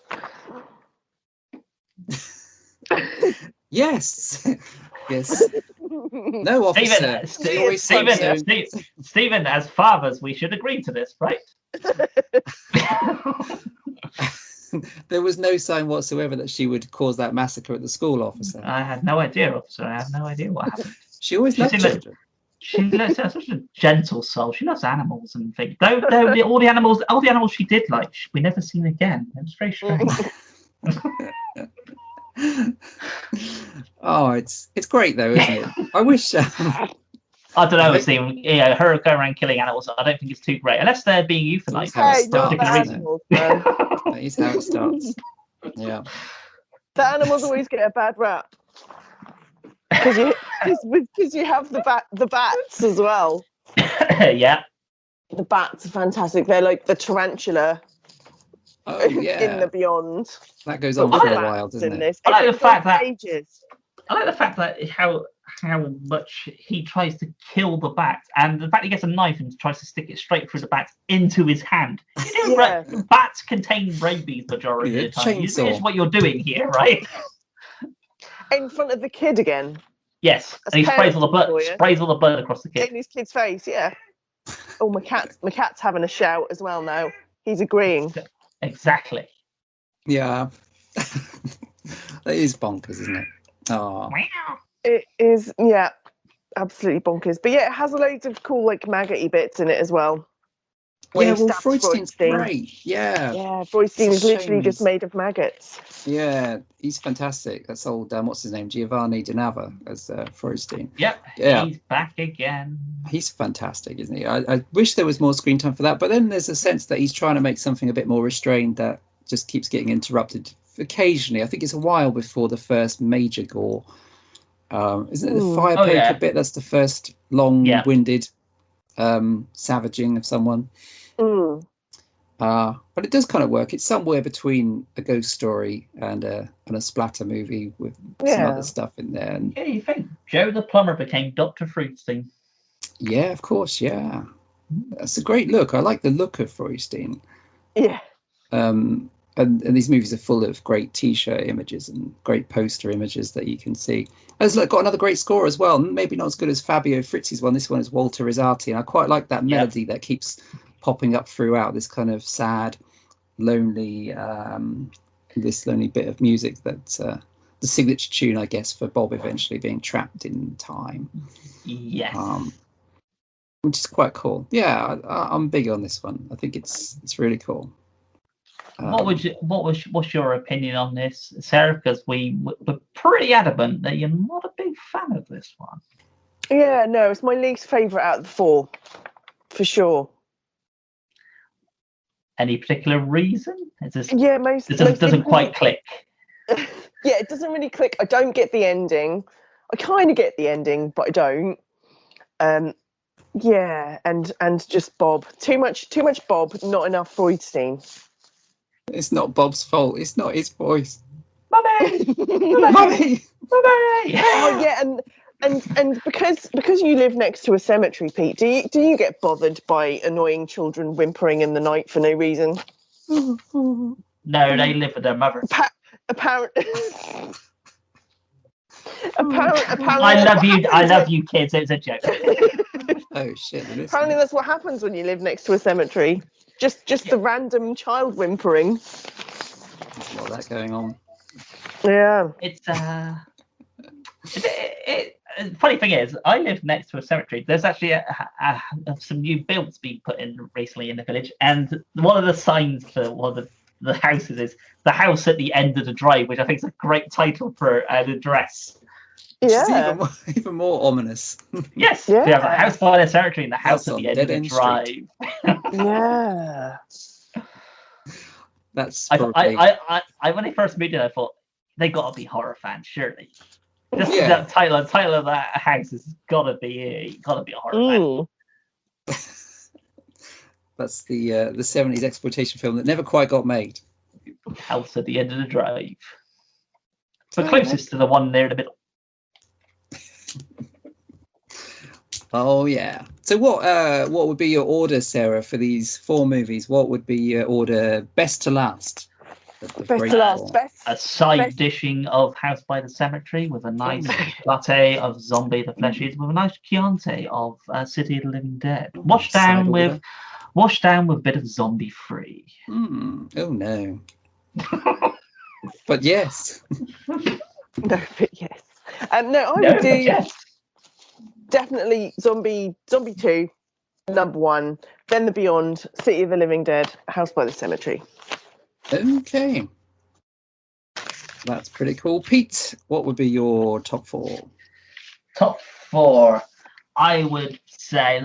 I would say the ones I've watched the most. So probably Zombie Flesh is the one I've watched the most. The Beyond, City of the Living Dead, and House by the Cemetery is the weaker out of all of these. Mm-hmm. Yeah, agree. Same as me. Yeah, I get that. Is yours the same? Mine is my favorite is City of the Living Dead. That's my number 1. 2 is The Beyond. 3 is Zombie Flesh Eaters, and 4 is House by the Cemetery. Those top 2 are definitely the ones that I've watched the most, but also I think hold up the best. And the other 2 I think are on a similar par. I like both of those just as much as each other, but Beyond and City are my favourites. I think I would definitely watch. Well, I rewatch Zombie Flesh Eaters quite often. But yeah, I definitely rewatch City of the Living Dead still, and definitely The Beyond. I think I need to watch that a few more times anyway, just to understand it. But I don't think I want to watch House by the Cemetery anymore. That's it. I said it once. I don't need to see it again. Oh, we'll let them know. Sorry. We'll let Bob know. Sorry, Bob. Bob will be disappointed. He was hoping for a comeback, and it's okay.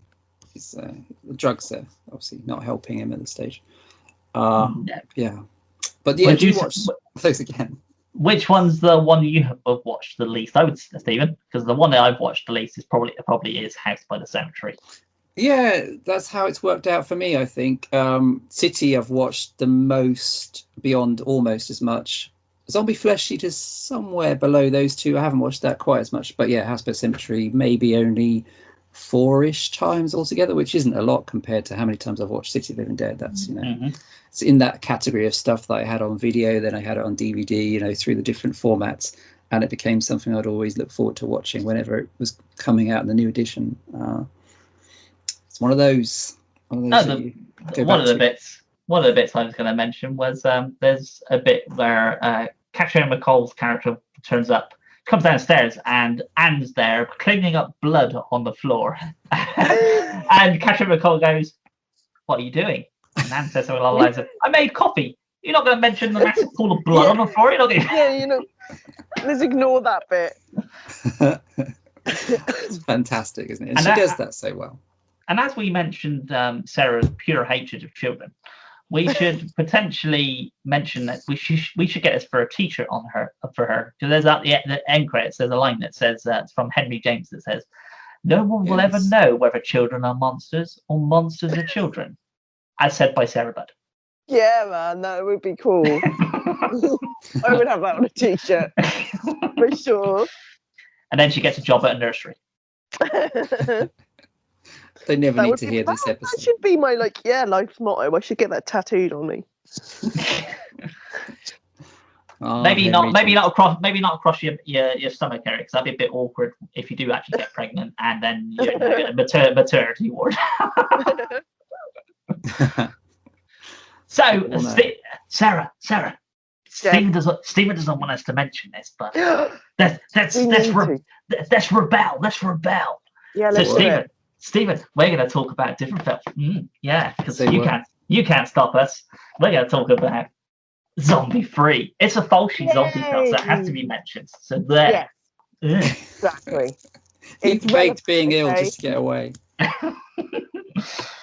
So, I guess we'll throw it to Stephen first to find out why he hates this movie as much. Yeah. He hates this movie as much as Sarah hates children. That's how much he hates it. That's harsh, man. I know. Surely, what the hell? Why do you hate it so much, Stephen?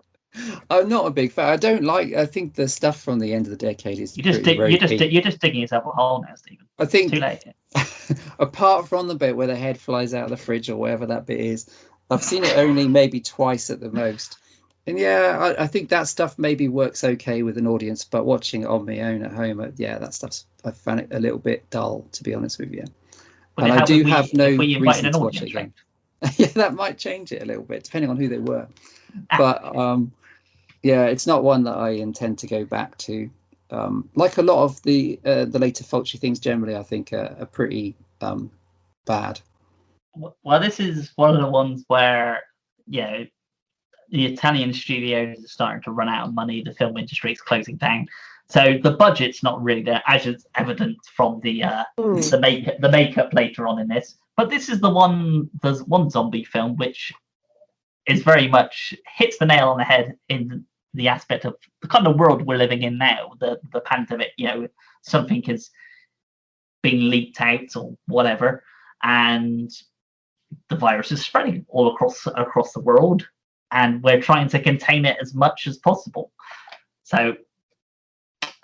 And this is the one that's directed by potentially 3 different people, because it's never actually said. This is Fulci, Claudio Fragasso, and Bruno Mattei. Bruno Mattei is potentially more the one that most people tend to hear of. That makes sense.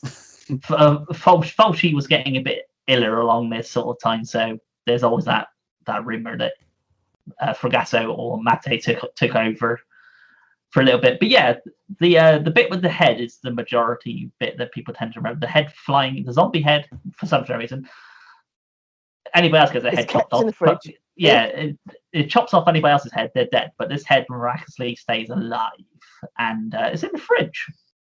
So, and apparently that's one of the bits of all of Fulci's career that he actually enjoys the most. That he thinks that's one of his highlights of his career.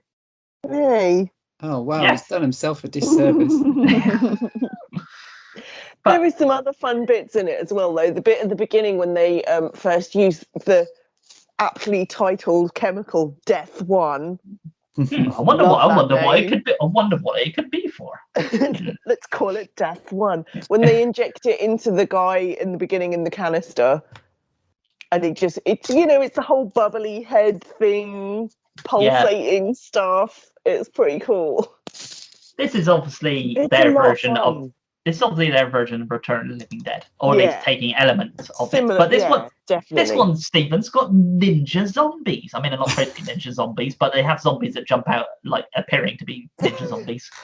Out of from the ceiling. Yes. They like to grab you from above, don't they?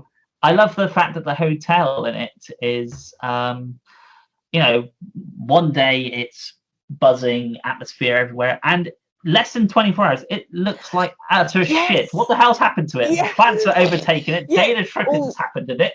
All they did was like evacuate everyone from the place. And then, you come back like a few hours later and the walls are missing. And what the literally hell just a shell. There's loads of vines everywhere. It's like overgrown. It's very It's great. Very bizarre. It's great. It's friggin' hilarious, is what it is. Fulci does not turn up in this one, though. He does not. But Bruno Mattei does. He's a soldier at the crematorium. But the gist of this one is, there's a chemical that's been created, and it gets stolen. It gets stolen, and somebody trips over it, catches their hand on it. They don't know what's going to happen. They go off with the virus inside their body. They go somewhere else, infect someone, and of course, eventually takes over the rest of the world, including the groovy radio host Blue Heart, who gives us all the funky music throughout the film. It's a great film, Stephen. I really don't know. It is really good fun. And they also use a sample. Some more paramedics use a sample from Zombie 3 because they have a track on one of their albums called Burning the Bodies, which is basically what the whole premise of the film is about. So once they think they've caught the people that have the virus, they then burn the bodies, which then goes into the atmosphere, which then spreads the virus around some more. So they actually use like some of the samples and stuff from the film in the song, which is really cool, and it's a really good song as well. That's why I said this is very much, if you looked at it in terms of the pandemic now and watching this film, it is very much how things are, Yeah, it's kind of relevant. The scientists are trying to do what they can, and the army's going, well, we could just do this. We should do this. Maybe the scientists should take over what should be happening. I do like the fact that majority. This is usually how it happens when they're creating some form of virus or whatever. Usually they're making things at the same time. So they're making a virus and an antivirus exactly the same time. But these lot don't. They just go, let's make a virus, and then we'll catch at the back pedal at the end and try and create an antivirus for it. Oh shit. Shit, it's escaped. We better think of something. Yeah. The grand team of 6 people that's trying to save the world. Yes. And the three soldiers, who one of them's called Cheney, which just seems apt because there's Dick Cheney. Yes. Yep. Who yeah. So, but they do make me laugh.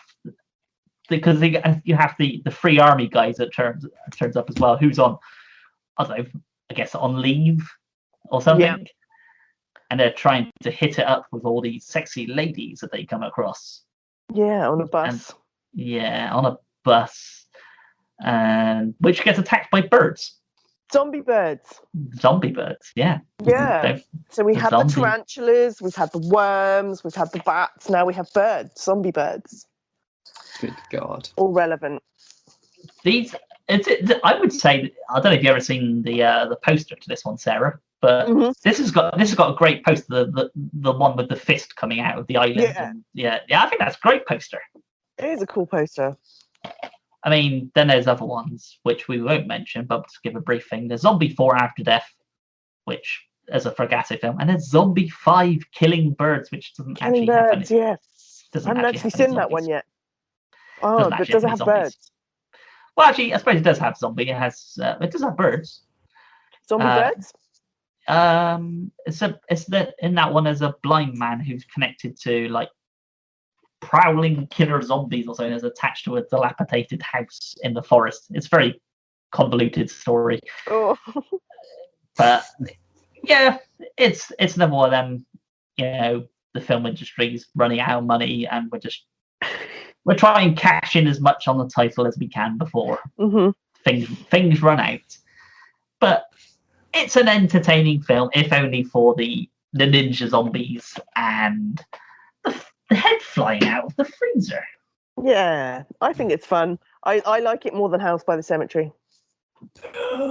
Oh, controversial this episode. Outrageous, just outrageous.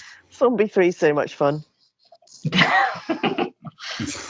So So you mentioned you didn't like it, Stephen. For what reason?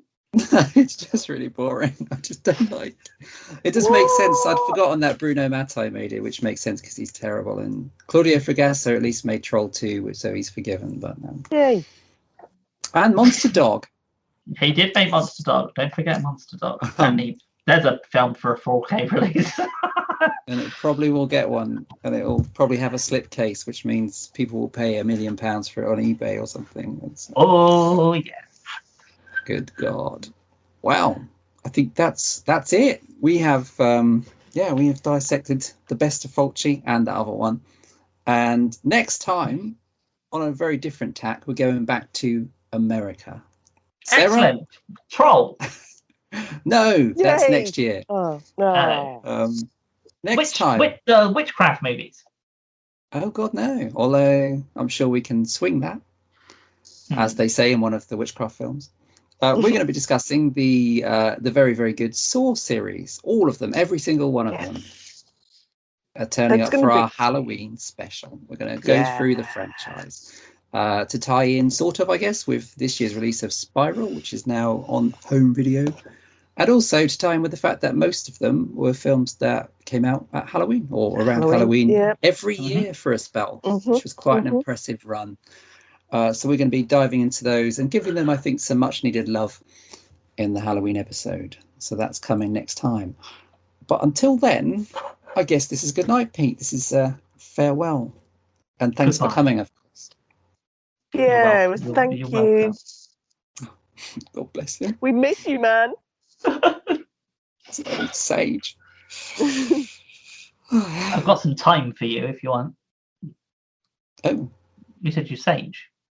Oh, time. I get the Herbie pun. Yes. See, we missed this. Isn't there one? There is a coom. Is there a coom herb? What's that called? Because you could say his time as coom. Time as coom. Oh, yes. And it's good night from you, Sarah. It is indeed. Have a good one, everyone. Yeah. Thanks for listening, and we'll see you at the Halloween special. Actually, they're hear us, but yeah, okay. Oh, yes. Oh, we can't see them, can we, anymore since the problem last time? Yeah, that's fair enough. The underwear issue, yeah. Oh, it was dirty as well, wasn't it? We will hear you only next time. And bye-bye. Take care.